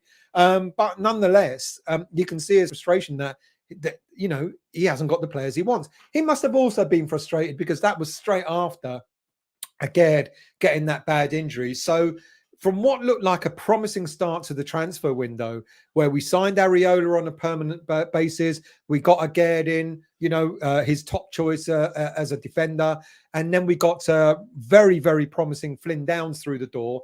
Everything started to look rosy. And if you recall, the Sunday before last, a week ago, I did a show talking about the 4 or 5 players that we were angling at, and it looked as if like the week that just passed, it looked like we're going to start getting another 2 or 3 players in, and then nothing materialized. And then, of course, the whole Lingard debacle just completely really must have. I feel for David Moyes. In some ways, I feel for him because I think he thought it was a dead cert that the player was coming. But at the same time, you know, and how let down he must have been, how personally let down he must have been. We all know that Moyes has got a good relationship with the player, with Lingard, you know, and I think Moyes thought it was a nailed on.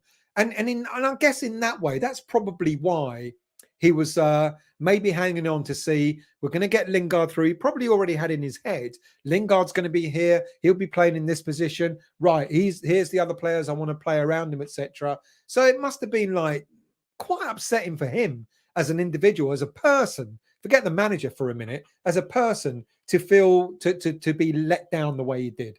But anyway, he said, you know, we need players in. And he said, you know, last Tuesday, we've got a number of bids in for players, but they're proving more difficult to get over the line. Now, you can all speculate as to why it's more difficult for us. We always think that it's only difficult for West Ham United to get players through the door. It isn't. Other teams go through the same. It's just because we're not in that bubble, we don't hear about that. We don't hear how difficult it is for some teams to get players in. And then other fans go, well, it doesn't matter.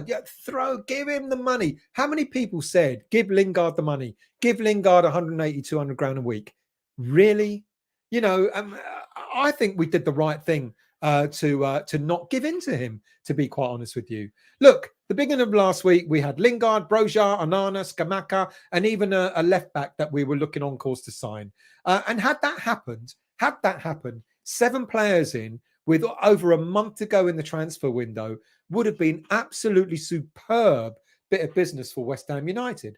But unfortunately, that didn't materialise. And as it stands at this moment in time, until we sign Scamacca, we're something like 11th highest spenders in the league. You know, there are other teams around us, you know, that the teams that you might expect to be challenging us for European places like Newcastle and Aston Villa are spending heavily. Leicester, surprisingly, has spent nothing yet at this moment in time. Wolves have only spent a modest 20-odd million pounds.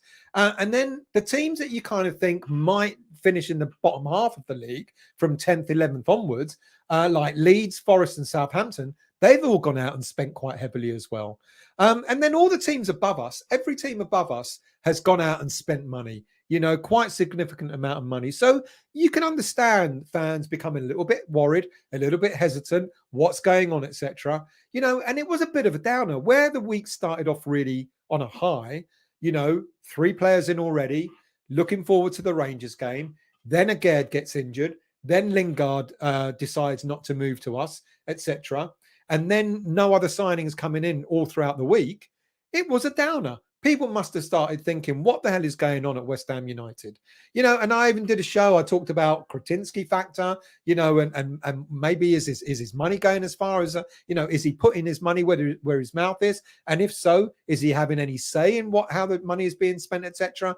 But hopefully, this week has started off again on a bit of a high. Scamacca, we know, has come. It should be already in England, should be in London already. And we're hoping, barring no issues, touch wood, he will be a West Ham United player tomorrow. If he doesn't get announced tonight, probably will be more like tomorrow. But did the Jesse Lingard thing kind of put a blockage on everything else happening? Look, thank God that the Moyes Lingard affair is over for now. Let's not forget, people, Jesse Lingard has only signed a 1-year contract with Forest. We might get all this shit again this time next year. You know, I effing well hope not. I hope, as people have been asking in the chat, has David Moyes learnt his lesson with Lingard? I hope this time next season we're not sitting here wondering if Jesse Lingard, as a free agent, is going to sign for West Ham. I hope not. I hope he buggers off to the MLS, etc. Look, let me get this in perspective. Look, every player has a right to get the best fee in terms of best contract, should I say, they can for them, especially when they're a free agent. That's why he sat there and he waited. And we were told also that Man United also blocked his move to West Ham. But maybe, as people were saying last year, and I was saying no. I was saying, no, it's down to Man United not letting him come. One wonders now how true that was. And one wonders how much of that was Lingard himself going, this time next year, I'm a free agent. I can go and demand whatever amount of money I want. And it looks like that's what's happened. So I get it. I get that every player is looking for. He's 29 years of age. He's probably thinking. He was thinking until I heard that he signed a 1-year contract. He was probably thinking, this is my big payoff, etc. Now, if he had come to West Ham, we offered him. Now, all this garbage that you've heard on social media, etc., that we were way short of the money that was being offered to him by Nottingham Forest. We weren't that far away. My understanding is he was offered a very, very decent salary to come to West Ham, because the way it's broken down, he would have been on a basic salary, something like 90 grand a week, etc. And then the signing on fee, we were going to give him something like a 2 or 3 year contract, and then your signing on fee is spread over that period of time. So you divide that up, you know, something like, I think he wanted a minimum of £2 million a year as a signing on fee. So £2 million a year works out to something like about 36 grand a week, give or take. So add that onto the 90 grand, you're already on about 125 grand already. And then bonuses on top of that would have taken him to something like around £150,000 a week, give or take. Now, apparently Nottingham Forest have come in and offered him 180 to 200. That's a lot of money. And there's no way, with the greatest of respect, that we should be or matching another 50 grand a week for Jesse Lingard, no matter what anybody says. I think West Ham United did the right thing by sticking to their mantra, by sticking to their wage structure and saying, no, you know, it's not appropriate to be offering. Basically what he wanted was a basic salary of something like about 140 grand a week, with the signing on fee and with plus all the add-ons, etc., taking him up to 180, 190, etc. I think we did the right thing, you know. And finally, with Lingard out of the way, it looks like we can finally start moving on and look at the links that we've had. You know, some links have been resurrected, other links have been pushed forward a lot quicker, etc. I think we've done the right thing, you know, and I'm glad it's over. And I really, really, really hope that we don't have the same situation again with Lingard when he becomes a free agent this time next season. Right, who else have we got? So let's go over some of the quick ones, shall we? Alex Oxlade-Chamberlain. Apparently, he could be the alternative to a Jesse Lingard signing. Look, he's currently out injured. There he is, lying on. I mean, I feel sorry for him. When you get injured, you get injured. Players can't help, but you know, we had the same thing with Andy Carroll. We all loved him, but he was injury prone. Oxlade-Chamberlain, the move highly unlikely. We heard an awful lot about Dwight McNeil. I think McNeil if the Kostic deal doesn't come off, this could be a player that we might likely go in for. All right, does he have the same stature as Kostic? No, he doesn't. No. Would he be decent for us? It'll be a backup, but I want someone that's going to be better than Masuaku. So I'm not so sure about that one. Then we find this was an interesting one. Hwang Ui-jo.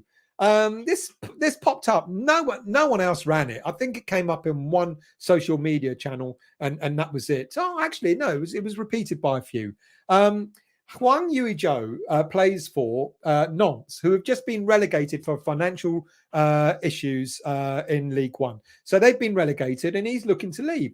And he came out with a statement, apparently, that he's got a couple of bids on the table, one of them being from West Ham United, something like a £6 million bid. I don't really know what to think of that, and I think it's probably bullshit. But let's go on to the man of the moment, shall we? Look, we've heard that. I mean, this has not new. This has been a story that's been knocking around for something like about 2 weeks now or so. The chairman, the CEO of Sassuolo, said almost 2 weeks ago that there was an offer on the table from West Ham United. It had already been made a couple of weeks back. And this is why I wonder if the Jesse Lingard issue has kind of stopped everything else. And as soon as the Lingard issue was over, we're back in for the Scamacca, and things are being done rapidly rather than waiting and waiting and waiting. I just wonder whether the Lingard saga not scuppered this, but was holding this particular deal back. So Giovanni Carnevali confirmed that the offer was on the table. He went a little bit further this week. He confirmed the value, etc. He said the fee is just over £30.5 million with additional £5 million in add-ons. And in euros, that's 36 million euros plus another 6 million, which brings it to over 40 million euros in total. In addition to this, Sassuolo will earn another 10% on any eventual resale of the player. Smart move. Given that Scamacca is only 23 years of age and is regarded to be one of the up-and-coming strikers in Europe, in European football, the chances of West Ham potentially selling him maybe in the future, in maybe 3 years' time or 4 years' time or whatever, when he's still in his prime, could be quite a big, could be quite realistic. So the fees agreed. The general terms have been agreed. Apparently, all the small detail has now been agreed. The player's flown in. This apparently was the flight this earlier today when he was at the airport. So we believe he is in London. We believe he's about to do his medical. He may have already had his medical. What's the time now? It's 10 o'clock in the evening. He's probably already signed. You know what West Ham are like. It takes them a day to do all the videos and the photos and all that sort of stuff, wearing the third kit and all that crap. You know, so for all we know, he could be a West Ham United player, but we don't know as yet. Now, Scamacca. He is the 23rd highest goal scorer in European football. And I bet you're all going, oh my God, is that all? Are we paying 30 odd million pounds for a player that's only the 23rd best? Well, if you put it in perspective, this is for last season. Harry Kane, same number of goals, 16. Ronaldo only scored 2 more. And Erling Haaland only scored 6 more. So when you start looking at it in that way, it's not bad, you know, putting him in that perspective. Look, we know I've talked about him. I've talked about him quite a bit already. I've already said, you know, 23rd highest goal scorer, player due for a medical, etc., etc. His history, very briefly, because I've done this before. Born in Rome, developed his youth career in Lazio and Roma. He thought he was going to be a player for one of those teams, or primarily Roma. He left Italy to join Dutch club PSV abruptly. And it was quite a surprising move, to be quite honest with you. But he moved there, and then he moved back to Italy in 2017 for a fee of about 450k.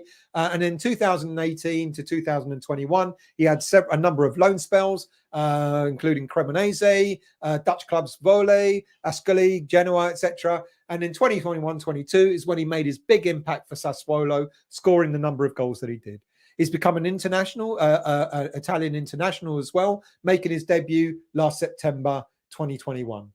Now, look, this is the bit that kind of like, it doesn't worry me, because I've got a feeling David Moyes is going to change his style of play, because this player is a classic number 9.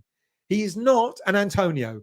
And before when we start seeing him play, if he doesn't start running the flanks and chop and running back, defending, etc., don't have a go at him, because that's not his game. You know, he's a classic number 9, 6'5", uses his physique to great effect, shielding the ball well, whether it's going up front. He does drop back for corners and all that sort of stuff, as you would expect. He's part of the team that were the 6 highest goal scorers in Serie A last season. He's able to play in a 4-3-3 formation or a 4-2-3-1. He can be the lone striker, or he can be one of 3. And this is where I think quite possibly Moyes might change the system next season. He could play a 3-5-1-1. He could, which, you know, seeing that the 3 centre backs that he's utilised throughout the pre-season. He's also used the 4 at the back, and maybe if we get Onana in and players like that, he could be looking at a 3 in the middle. You know, Onana, Soucek, and Declan, and then 3 up front, where Scamacca, one side Kostic, another side Bowen. That'd be quite formidable, wouldn't it? Look, and the reason why I'm saying he's not an Antonio, his assist tally is low. I think he made 1 assist last season. Overall career appearances, 129, 42 goals, 4 assists. Last season, 38 appearances, 16 goals, 1 assist. Look, he's got good average stats per game. 2.2 shots per game, 57% shot accuracy, 1.4 duels, aerial duels, 74% pass success rate, which is not bad for a player that just plays up front. And take on success rate, taking on players, 70%. He's made 7 appearances for the Italian team. Not bad at all. Not bad. Like I said, he's due in. He should already be in. He should already have had his second plate of pasta by now. Look, we almost have a striker. I hope to God nothing goes wrong. Next up is Filip Kostic. Now, look, people have kind of said it in the chat already. That Kostic may be considering his options, because we know he's playing Champions League next season. It's really interesting. The first time that we heard of a possible link to Kostic was way back in the January transfer window. There was a rumour back then that West Ham United might be interested in this player. This was before we played them in the Europa League and all that sort of stuff. So interesting. But that kind of all went quiet and we got on with our season. It's reported that we made around about a £15 million bid for the player, and we're discussing personal terms with him. But like I said, he is a player that needs to make a decision of whether he wants to stay with Frankfurt to play Champions League football or go for a more lucrative contract. I think it was the chap that said it earlier, the Milan link there fan talked about, you know, Premier League money is being better than Italy, etc. Will he decide at the age of 29 whether he wants to stay in Italy and play Champions League football, or will he go for a more lucrative contract and come and play Premier League football and Europa Conference League football with West Ham? Now, I heard today that apparently also Juventus are now interested as well. I don't know how true that rumour is. I don't know how realistic it is. To be quite honest with you, if Juventus are interested, he won't necessarily get the money that we'll be able to offer him, but he'll certainly get Champions League football, again, because Juventus finished 4th in their league last season, and quite possibly he'll get a bit more money than he's probably on with his team, Eintracht Frankfurt, at the moment. He's on about 43 grand a week. So you know West Ham United will be able to offer him a decent contract. But will he move just for the money only, or will Champions League football be too much of a lure for him to either stay where he is, or maybe, if the rumour is that Juve are interested, maybe moving there? Look, quick overall history about him. Born in Serbia, developed through the youth ranks with Radniki Kragujevac. Moved to the Dutch club Groningen in 2012 for £1 million.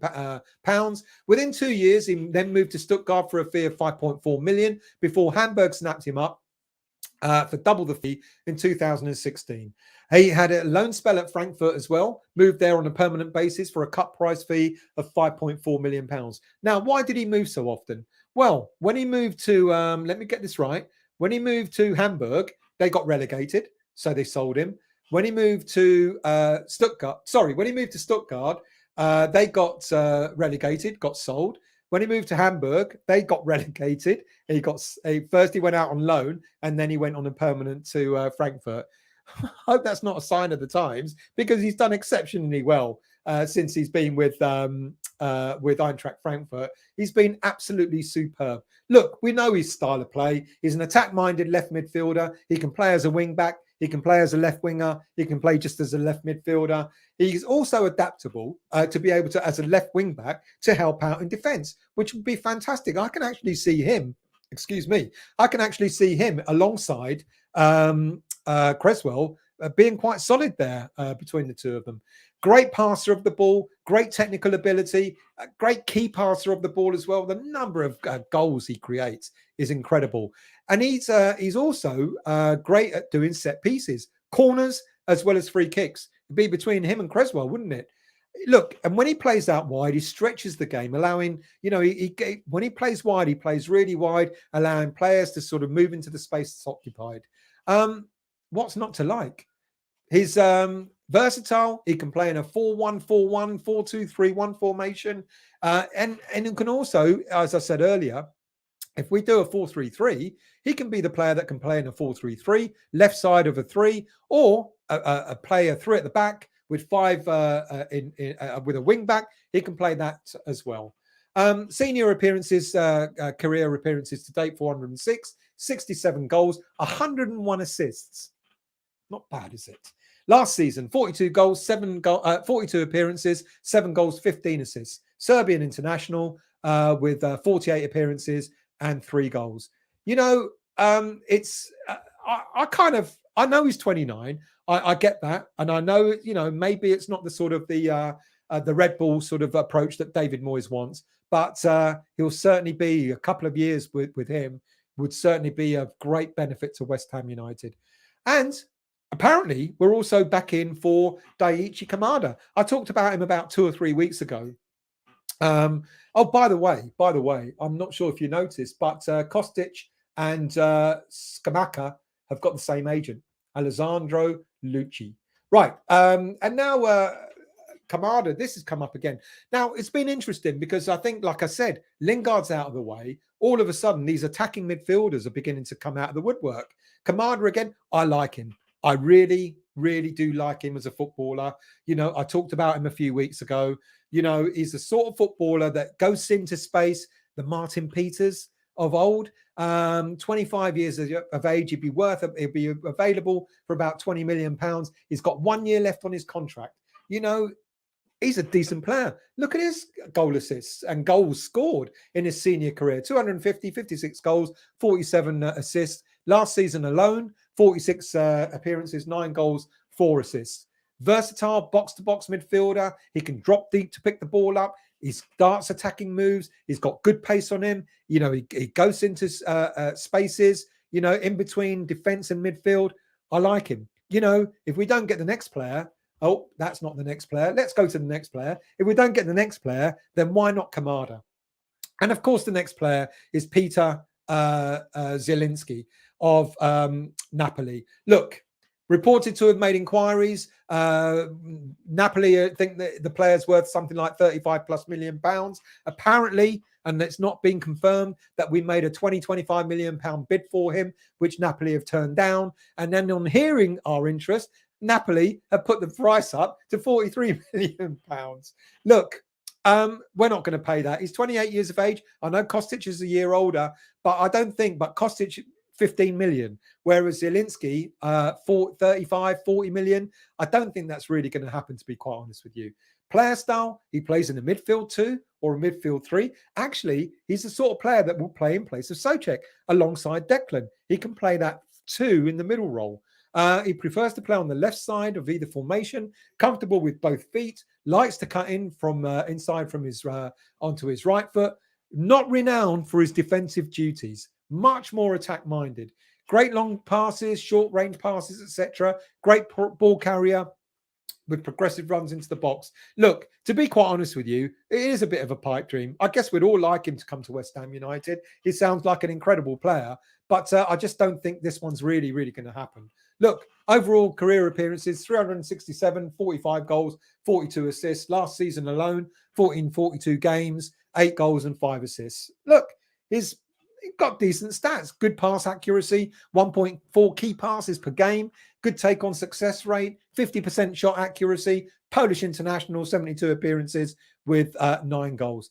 I don't know. I think it's a bit of, this one is probably one that we'll probably dream of, but not necessarily one that we're likely to get. Let's go back to a couple of other players, shall we? And that, of course, is the player that we're kind of waiting on an answer for, if I can get the link up. And that, of course, is Amadou Onana. I've talked about him relentlessly over the past few weeks, and there's still no updates regarding the latest offer that we put in. I've got a feeling that what West Ham are doing is they're sorting out there. We've got a defender, all right, he's injured, but we've got a defender, we've got a goalie, we've got a holding midfielder. Onana is another holding midfielder. Maybe Moyes has gone, there's nothing up front after the Rangers game. Let's sort that out first. So he's gone out for Scamacca, Kostic, and other attack-minded players. And I think once that's sorted, we'll look at coming back for Onana and maybe trying to do a deal again. Look, Lille, they reckon he's worth £50 million. He's not. Just like, with the greatest of respect to him, Declan's not worth 150 million, but we put that price tag on the player in order not to garner any interest. Clearly, Lille don't want to sell. But then it's suggested that the player himself wants to come to West Ham, and Lille have been taking their time, and it looks like they might be looking for other clubs to come in and bid for him.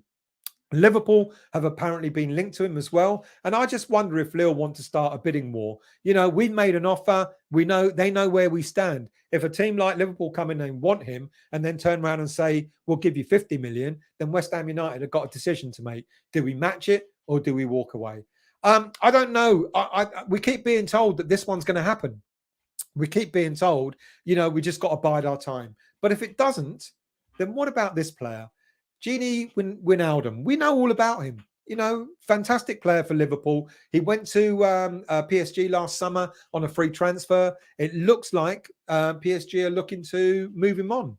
Look, he's 31 years of age, but the wealth of experience that this player will bring, even if we sign him for a couple of years, you know, he's a very, very decent player. Probably one of the most underrated players in the modern game, because there's nothing flash about him. He does what he does. He does it well. He does it quietly. I guess it's what you call a water carrier. Fantastic presence in the middle of the park, capable of being really effective both defensively and in his attacking duties. Very athletic for his in his style of play. He's a box-to-box midfielder, and he'll thrive in a midfield three. So if we don't get Onana, would this player be a cheaper option for a couple of seasons? Why not? I've misspelt great at helping out his defense, applying pressure to win the ball back, great stats, great tackling, interceptions, ball recoveries, and so on and so forth. He's out there, he's available, so maybe, just maybe, is a player that we could look to get. He only made something like 22 starts last season for PSG, and for up to £15 million. Would it be too much for him? I don't know. Right. I think that's it. Have I got anyone else? Of course I have. One last player. Luke Thomas. One left back. I mean, we've been linked to a whole host of left backs, haven't we? But nothing's materialised just yet. Sean reminded me of Arthur Thiat. Could be another player that we might be looking at who can play at left back. But Luke Thomas, left back from Leicester City. Leicester, as I said earlier on, haven't signed any players yet. And it's reported that we're interested in this 21-year-old. He's only got 2 years left on his contract, but Leicester have slapped a ridiculous fee on him. I think it should have been 20 million rather than 30. He's a versatile player. He can play left back, left midfield, left wing back. Decent, not bad stats. He's made 61 appearances for Leicester so far in the last two and a bit seasons. And he's got decent tackles, decent average number of tackles, interceptions and clearances, and a decent pass success rate. He's definitely an up-and-coming player. He's represented England at under 21 level as well. So he's a player that we're looking at, but I don't know if we're going to go to the valuation that Leicester are suggesting. Right. That's the end of my show, and let's finish off with your comments, shall we? So what have we got?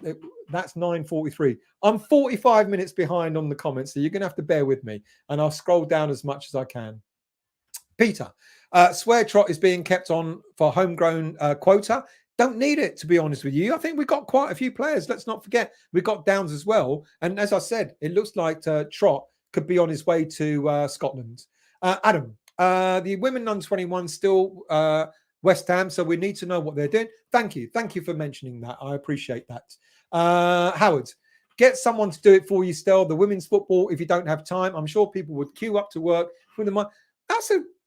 Would anyone be interested in doing a little video about the women's team? You know, what's happened over the past week, and then send it to me? If you are, I can do the same as I do with Dodsey when Dodsey gives me his review of games, and I can put it up. Yeah, why not? All you need to do is tell me who's played, where they played, what the score was, best player, and your view on the game.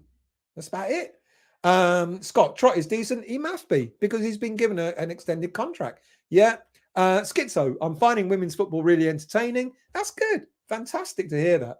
Tony, third shirt. Hope better than that awful away. Yeah, it's horrible. This is an away, an old, this ain't an away shirt. This was a training top, which is an awful lot better as the, don't like the second shirt, I have to admit. Let's scroll down. Oops. Who else we got? Let's go back to that. Martin. Very happy that you're covering all the West Ham teams, under 23s. And right, okay, so far so good. Does Jewel play for Stevenage? Jewel? Who's Jewel? I don't know, Sean. Duke play. Does Duke play for Steve? You saying that guy looked like Duke in the photo? Dabs, Stel, I'll let you in on a little secret. Women's football is rubbish. Now. So we've got 3 yeses and 1 no, obviously. James, definitely keep the youth and women's part of the show as part of what makes the show. So, okay, I'm going to keep it. Shaky. Got some awesome memories of going to Upton Park with my son, especially when my son stood on his seat and got the crowd singing, "Sit down, shut up" at the Bolton fans. Not bad for a 5-year-old. Fantastic story, that. Peter, don't see Ockerflex or Coventry here this time next season. Yeah, I'm kind of thinking that you might be right there, mate. I kind of, every time I big up an under 23s player, they get kicked out. David M. Think Ockerflex probably go out on loan now, that possibly 2 strikers could come in, which is a shame. Do you think West Ham will keep him? Well, you know, interestingly, Ockerflex has only signed a 2-year contract and he's only got 1 year left on it. So if he goes out on loan, it depends on how good it depends on, but then that player himself, he can turn around and say, I've had a good season, I'm not coming back to West Ham. Crosshammer, I find watching the women footy funny and entertaining. Let's Crosshammer. I'm surprised that they've improved. Scott, thanks, Dale. Got to bring my doggo to the vet. I hope he's okay, Scott. Thank you for joining us. Hopefully a few signings this week. Absolutely. NWO, women's football not as bad as women's boxing. That's the nice thing I can say. Women's boxing's horrid. Hammer's dad. Oggy was contender for player of the season before he got injured. Yeah, he was. He was one of our better players, without a shadow of a doubt. NWO, shouldn't women's football be for women? Whoops, excuse me. Just knocked over the mic. Let's just put that back. Well, yes, but it should be for... what I'm saying is I think it should be for West Ham fans. So I'm kind of pleased that a lot of people are kind of saying that they're quite happy for me to cover it. Hammerette, women's England team are playing way better than the men's. Just saying. There you go. Ballon. NWO, do you realise Capitals are seen as either rude or aggressive? Which one is it? He always types like that ever since I've known him. Robert, I like watching I think he's super glued down his keyboard, so it doesn't have lower cap. I like watching women's England team. I think their nickname is something like the Iron. Robert, I can't go with that. I can't go with that. Martin, I got a feeling Ashby will replace Johnson as our right back soon. I think he's quality. I think they're both good, to be quite honest with you. And there's no reason why Ashby and Johnson can't be in the same team. You know, Soufal, as great as he is, coming up to 30, you know, there's going to be a time when we're going to need to look at replacing him. Schmiegel.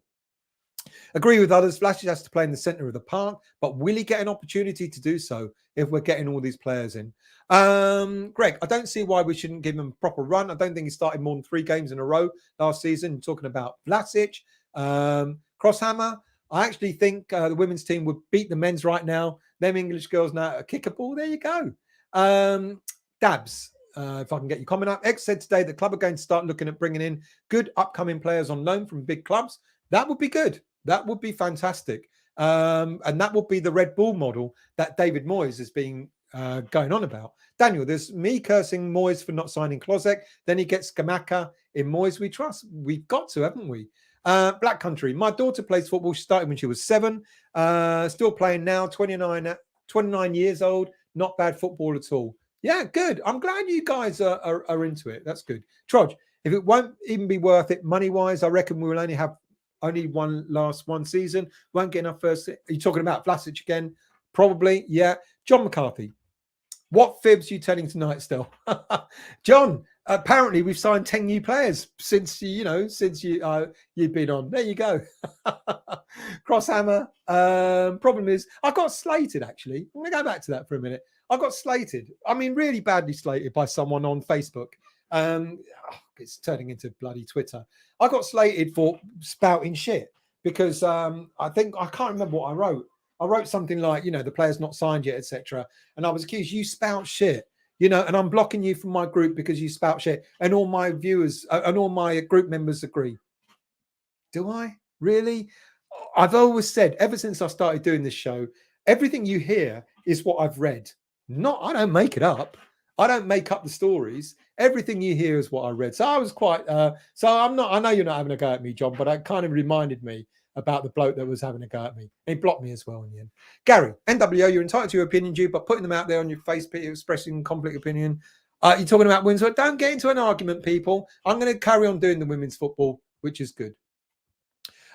Peter, getting 16 goals in Serie A is very good. Yeah, it is. Considering Serie A really prides itself on defense. Yeah, I think it's very good. Bob, if we buy these centre halves, we will be able to play like West Brom under. Stop it, John. This new Italian needs a blonde mullet and talks like a Scot accent. He's Scamacca. Oh, you're singing. Let's scroll down. People, be nice to each other. But anyway, let's scroll down. See, I'm getting distracted by it, and I'm trying to scroll away from it. So, hammer it. Scamacca doesn't have anything to do with that side of his family. Name only, he said. So you have read the stories. Look, for people that don't know, apparently Scamacca's dad smashed cars up in the Roma car park, and his granddad, I think it was his granddad, threatened someone with a knife. Again, I don't make that up. It's what I've read. Trodge. Standard women's football improved leaps and bounds, but not goalkeepers, it seems. Sean. Scamacca averages a goal every 146 minutes in the Premier League. Only Salah and Jota score more frequently. Wow. See, he does the stats. He really does. Black Country. Oh, no. Is this true? Spuds in for Kostic? No, they're not. I think there was an interest in him, but I think we're way advanced. So I don't think, I don't know. You never know in football, do you? But no, I don't believe that's a true story, to be honest. I could be wrong again. Gary, it would be fun to see Scamacca up top with Antonio and No, forget Traore. You ruined that. If you'd left the Traore bit out, that would have been all right. Ryan, I think we will try and get Sarr on loan to buy closer at the end of the window. I like Sarr. I think he's a decent player. We could, yeah, I agree. Shaky, I used to live on the Roman Road. View out of my flat was the London Stadium. Boy, do I miss the place. Oh, mate, what a shame, eh? Let's scroll down. I'm up to 40 minutes behind. Ballon. Scamacca will keep the ball better than Antonio. Watch how many times our attack breaks down when Antonio gives the ball away. That's what concerns me. And I talked to an awful lot earlier about the games that we played and some of the traits that we've sort of left over from last season. And one of them was Antonio giving the ball away. Sometimes it gets shrugged off the ball way too easy. Chris, someone on TalkSport yesterday said apparently Moyes has taken it quite personally. I'm not surprised. I think he would have done, without a shadow of a doubt. Lingard has badly let him down. Okay, forget the fact that, like I said, every player's got a right to name their price, etc. And every team's got a right to go out and pay that player what he wants if that's what they want to do. But Moyes must have taken that really, really badly. Vinay, Lingard asked West Ham to match or do better than Forest. Sullivan said no. Shows that Lingard did not really want to go to Forest. It may not be, but then Lingard went for the money. So yes, apparently he called Sullivan directly, is how the story goes. He called Sullivan and he kind of begged him to match the price. 50 grand a week ain't going to happen. And I think we did right to say no. Honestly, I really do. For once, I'm backing the board on this. Hammer it. It's a shame about Lingard, but after all that crap he created with his silly tweets, I'm done with him now. Thank God we never bent the rules to get him. Good evening, Learn to Dig. Moisey has been patient. He deserves his treats. And I think they're coming, aren't they? Chris, someone on TalkSport yesterday, boys. Yeah, done that. Thank you for that. Yeah. I think he did take it personally. Villa spent. I wonder if he found out on Tuesday after the. Think about Tuesday, why he looked the way he looked, and I kind of alluded to it earlier. There was the Aguerd injury, and then him saying we're not getting players in, and then he probably knew at that stage that Lingard was going to Forest. No wonder he looked like thunder. Villa spend heavily every year, just like Everton does not work for either. That's a very, very true. Patrick, good night, ladies and gents. Thank you for joining, mate. Much appreciated. And yeah, thanks for reminding me. If you're new to the channel, hit the like button, hit the subscribe button. I'm going to knock this mic over. Hit the like button, hit the subscribe button, and the bell notification to let you know when I'm next on. Daniela and L taking shite of social media to justify he chose. I get why fans are upset, but each to their own. I think he's made his choice. Let's forget him. Trudge, we should get some of these in January and we should have got some of these in January and bedded them in. Yeah, don't deny that. Ryan, Moyes is also stubborn. He'd be in for Lingard on a free next. That's what I just said. Peter, question. If I can get the comments up. So, excuse me 1 second. Question. Do you think Sullivan and Gold realised that higher in the Premier League, the higher the value of West Ham? I think they do. Of course they do. Of course they're going to value West Ham higher, without a doubt. This is going to be a big year, isn't it? Or a big season, because everyone thinks that Gold and Sullivan are going to sell next season. Don't be surprised if they don't. Kevin, still, I hope you're well. Still need to see pace going forward, or Scamacca could be isolated. I agree with you, which I think is why Moyes ain't resting on his laurels, and it isn't just Scamacca he's looking at, is he? Garino, think Leicester might struggle, relatively speaking, if they lose any of their better players. They seem to have some financial problems, so may find it difficult bringing in new players in. Apparently, they need to sell to buy, which is quite interesting, isn't it? We'd never thought that. Dad, I think all our signings have been officially announced around 5 or 6 p.m. No, I think Aguerd was announced much earlier in the day. Learn to Dig, was Lingard wearing a West Ham top on TikTok last October? You know what? I don't know, mate. Is that a trick question? I don't know. Let's scroll down. Do you think Golden Sullivan? Yeah, done that one. Chris, I wonder the night Lingard signed for Forest, Moyes sat in front of a window watching the rain, listening to the song. Oh, dear. Good evening to you, bus driving ninja. Lingard, the lizard. Each to their own, I guess. But yeah, I'm unhappy that he didn't come to West Ham. We waited a whole year for him. Good evening, Kenneth. How are you? Thank you very much, mate. I hope you're well, Kenneth. I really do. Schizo. If he goes in for Lingard again, he deserves a good talking to. He's a very naughty boy. Daniela. Robert, there's a Man U keeper on loan at Forest, so I think he's got tapped up. He might have done. Who knows? Do we care anymore? I'm glad it's over and done with. Lingard signing, Martin. Lingard signing for Forest on a 1-year deal was very. Isn't that the oddest bit of all? Signing a 1-year deal. Keith, I don't think there's any chance of Lingard ever wearing a West Ham shirt again. I think he's burnt his bridges, without a doubt. I almost sort of said it jokingly that, we might have this Lingard situation again this time next year. I really, really, really hope we don't, though. I really hope we don't. Vinay, glad Lingard has not come in. He would have been undroppable, irrespective. That is also true, Vinay. He would have been undroppable. And there would have been a lot expected of him. There would have been high demands of him. And what if he didn't play well? Damn well, you're absolutely right. He would have got picked regardless. Steve, if Moyes goes in for him again, he needs to give his head a wobble. Absolutely. Let's scroll down. Sean, hope fans give Lingard the silent treatment rather than the boos. See, this is what I worry about. Every time we boo a player, they go and score a goal against us.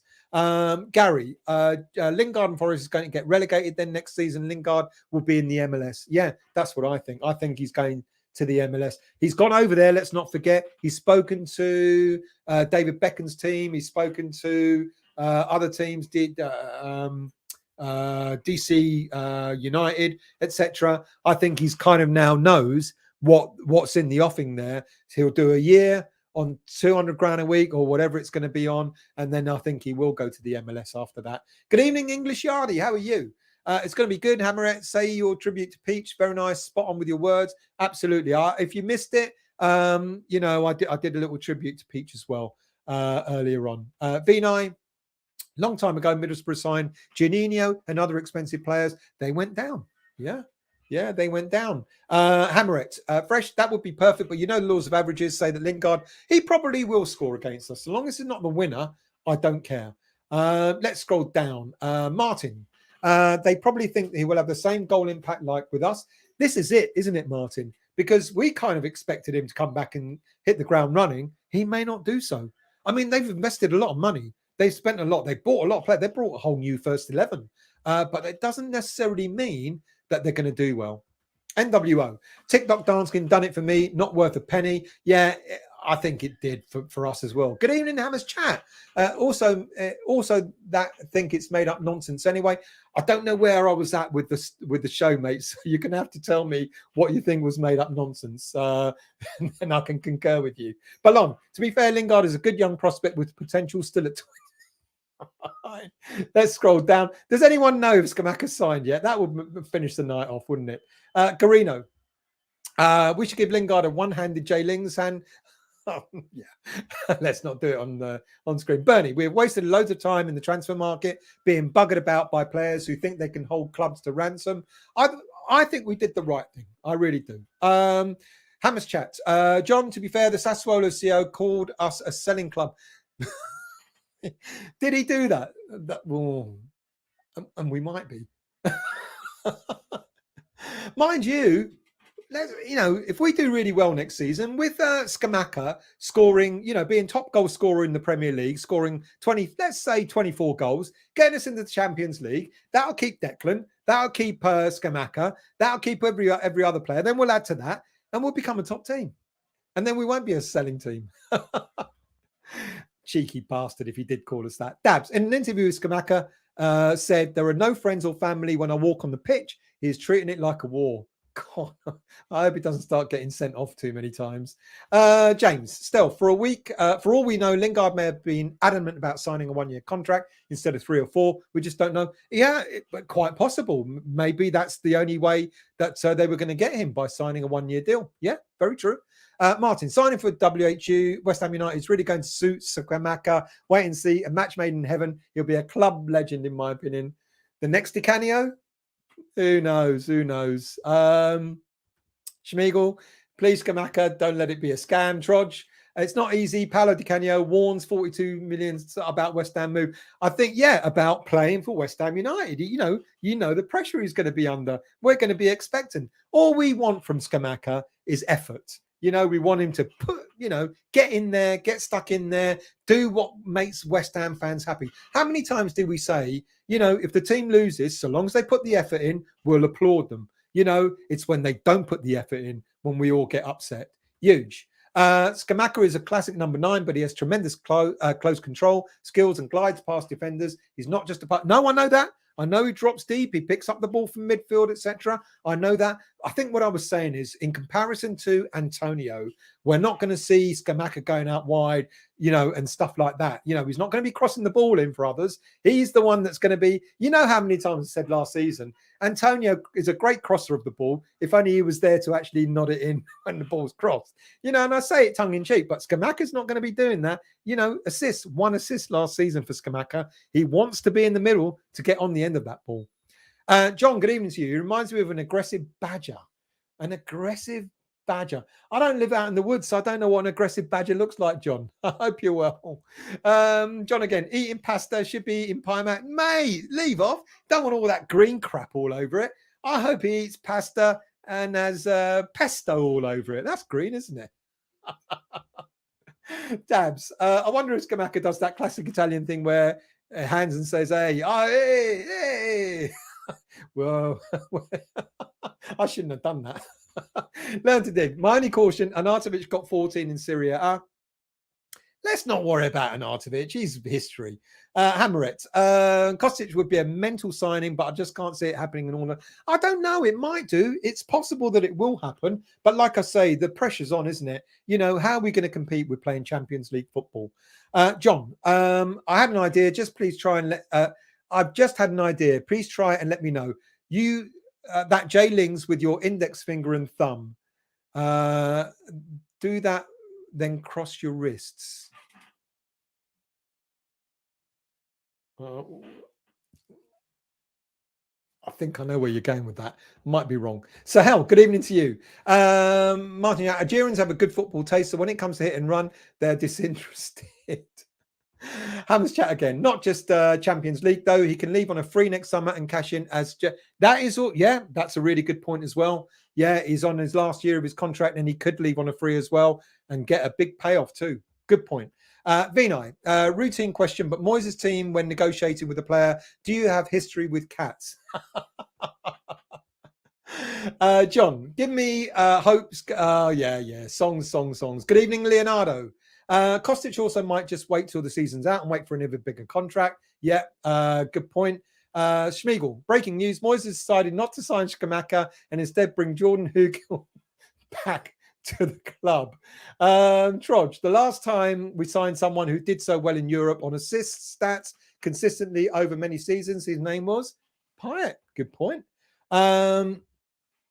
Dabs. By the way, according to X, Newman was the one who told Moyes about Scamacca and encouraged. Well, that's what he's there for. He's the head of scouting. So hopefully that's the job he's out there to do, to go out there and talk to Moyes about the players. And then hopefully Moyes goes, yes, you know, like he's done with Scamacca. That's good. Martin, I smell Soufal attitudes vibes from him. Sign him. Soufal attitudes? Who? Huge. Would, if I can get the comments up, would prefer Martin Terrier over Kostic. He's younger and more direct. Scores 21 goals last season. Yeah, good point. Yes, he is younger. And maybe, now that we've signed Aguerd from Rennes, maybe we could do business with them again. I know there's a number of teams that are interested in Terrier. So, yeah. Let's see what happens. I'm from what it sounds to me, it looks like Kostic is the first choice, and then maybe if we don't get him, then possibly someone like Terrier could come to West Ham or could be the next target. Sorry, Hammerit. If the medical goes well tomorrow, will he begin training straight away? Well, probably he'll be given the day off, but to do photos and all that sort of stuff. But I would dare say we might see a little bit of him on Saturday, maybe. Crosshammer. Moyes will probably be scared to use Scamacca, put him on the bench for the last few minutes. I really hope not. Hammers chat again. Lille would have spread their money issues out now, but this is what they did with Newcastle as well. I think it's more a reflection on Lille than West Ham. Yeah, I agree with you. That's kind of what I said. They're the ones that are holding on. It's not so much West Ham that are not doing the deal. It looks like Lille are just holding on with regards to the player. But I dare say they still want... I know they've talked about, wanting 50 million for the player. They know that he's not worth that. And from what I understand, the deal, that the offer is still on the table, 32 odd million pounds. So I wonder if that will happen. Black Country, Steve Bell, he's got pace. We're well sort of assist master, ping these balls in plus free. Kick specialist, you're talking about Kostic. Good evening, Panny. How are you? Finally a striker. Well, until someone tells me he's not yet signed, but I'm sure everything will be okay. Peter, what time I'm up to? I'm trying to catch up on the chat. If we got Onana, we could be called the East London Globetrotters. We would have such a tall team. He's 6'4", something like that. Schmiegel, Wijnaldum is an interesting one, highly experienced. Think he's still good to play. Maybe for a couple of seasons, might not be bad. I take Wijnaldum. I think Wijnaldum will be a good signing. Klopp was gutted that Wijnaldum left. Hammers chat again. Key thing for Luke Thomas is his agent, the famous Wasserman. Yeah, Wasserman, who I believe that David Moyes' son worked for. So there's links to him. And isn't Warburton's daughter, doesn't she work for them as well? is my understanding. Huge. Can you imagine defenses trying to defend corners against Scamacca, Onana, Soucek, Zuma, Antonio Albona? Yeah, not bad. Yeah, we will be called the Globetrotters. Let's scroll down to actually get to the end of the show. Hammer it. Great show. We all thank you very much. Yeah, thank you. Thank you. Thank you. Much appreciated. Martin, social media is a platform for people to be nasty a lot of the time. They've nowhere else to vent. I know, mate, but there you go. That's life. Pat Holland fan still, don't worry about. I know, but there you go. We have them everywhere. Epic. Kostic isn't our player until we'll see him wearing a shirt. Nor is Scamacca, and nor is anyone else that we're after. But I'm sure Scamacca will be wearing the shirt by tomorrow. Welcome back, Clive. I hope you're well. Had your little break. Learn to dig. Antonio pass accuracy 67%. Scamacca pass accuracy 74%. You've been doing your homework. Well done. Who else we got here? What have I done a comparison on? Did I put that up? I might bring that up in a minute. Dabs, what would you all consider a decent season for Scamacca? For me, I'll call 7 goals. Double figures. I would hope for. Ryan, you would expect a 30 million signing to get double figures. There you go. Daniel, finally, mate, I reckon it was down to us and our pointing out how poor he's been in the transfer window. Thank us later about getting a striker. Martin, good night, everyone. Good night to you, mate. Thank you for joining. Much appreciated. Let's scroll down. Hammer's chat again. Cheers. Don't often catch it. Oh, I'm glad you're here. Is it Gonzo in the back there? I think it might be. I hope you're well, mate. I'll message you soon. Learn to dig. If Antonio is not a natural finisher, all Scamacca has to do is turn up to get double figures, surely. I think so. I do. I just don't tell you. I'm not going to admit who I watch and who I nick information from. Hammer's chat again. I'm sure, Dabs, you can measure a player's success other than just goals. 15 goals, but he could score 6 and have a good season. Yeah, true. It's the effort, isn't it? It's how he applies himself throughout the season. And if he wins Curry's favour with West Ham fans, we'll love him forever. Lee, can't wait for the season to start, but let's not forget it's all well and good signing these big name players. Just hope they gel well, not only on the pitch, but in the dressing room as well. Yeah, that's a really good point, mate. You know, that he's got a gel. He's a bit of a loon, so I'm sure he'll gel all right. Dave, Sassuolo seen in Basden nightclub. The funny hour starts. Lincoln, absolutely, mate. Rest in peace, Peach. West Ham is a family. Peach will never be forgotten.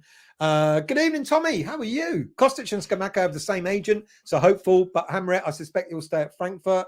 Or as people say, you could walk away next season, free agent. Really good points earlier on. Sean, just read Rennes are after Thiat as a replacement for Aguerd. There you go. So Thiat is out as well. Lockie, good evening. Oh, Lashy, sorry. For me, if we sign a near £40 million striker, he has to start fairly early on. I hope he starts fairly early on. Hammer's chat. Wasserman is Warburton's daughter. Yep. Probably how we wangled Flynn Downs. Yes, that's my understanding. But good shout. Crosshammer. I was keen on the home kit at first until I saw it in person. It's actually I wasn't keen. I'm the same. I've got to be honest. Now that I've seen it, I don't mind it. The second kit leaves a lot to be desired, to be honest. Fox's great. See, sorry people, I can't do every chat, every comment. I really can't. We've been going for 2.5 hours, so I'm going to have to get off soon and drink a little bit of water. Fox is screaming, Scamacca, a cross between Antonio and Bowen. No, I think he's got a better shot than Antonio. Bowen, he's more like a Haller. I keep saying it. Oh, it's Gio. Good evening to you, Gio. I hope you're well. Gonzo, would you? Okay. Good evening to you, Gio. I hope you're well, mate. Let's scroll down. Everyone's saying good night, and I think I should be saying good night as well. Hammerette. Hello, Craig. Good to see you here. Make sure you like, subscribe, and get notifications. Thank you very much. I'm down to the bottom. I'm actually glad I'm down to the bottom. I'm knackered. People, thank you very much. Really much appreciated. Thank you for all your contributions as usual. And for getting involved in the chat. It's what makes the show, like I always say, really much appreciated. But let's not forget, of course, about the one person that I started the show off about. And we, going to be missed. And for those of you who knew him a lot better than I did, I knew him well, but not as near well as some of you guys, Hammerette, Clive, etc., who knew him even better than I did. Rest in peace, Peach. Fantastic person to know. And yeah, long may his madness reign. Thank you all for watching. Much appreciated. I'll be back during the week with a few pre-recorded shows, especially once we sign Scamacca. See you all soon. Thank you for joining in the chat and have a very good week.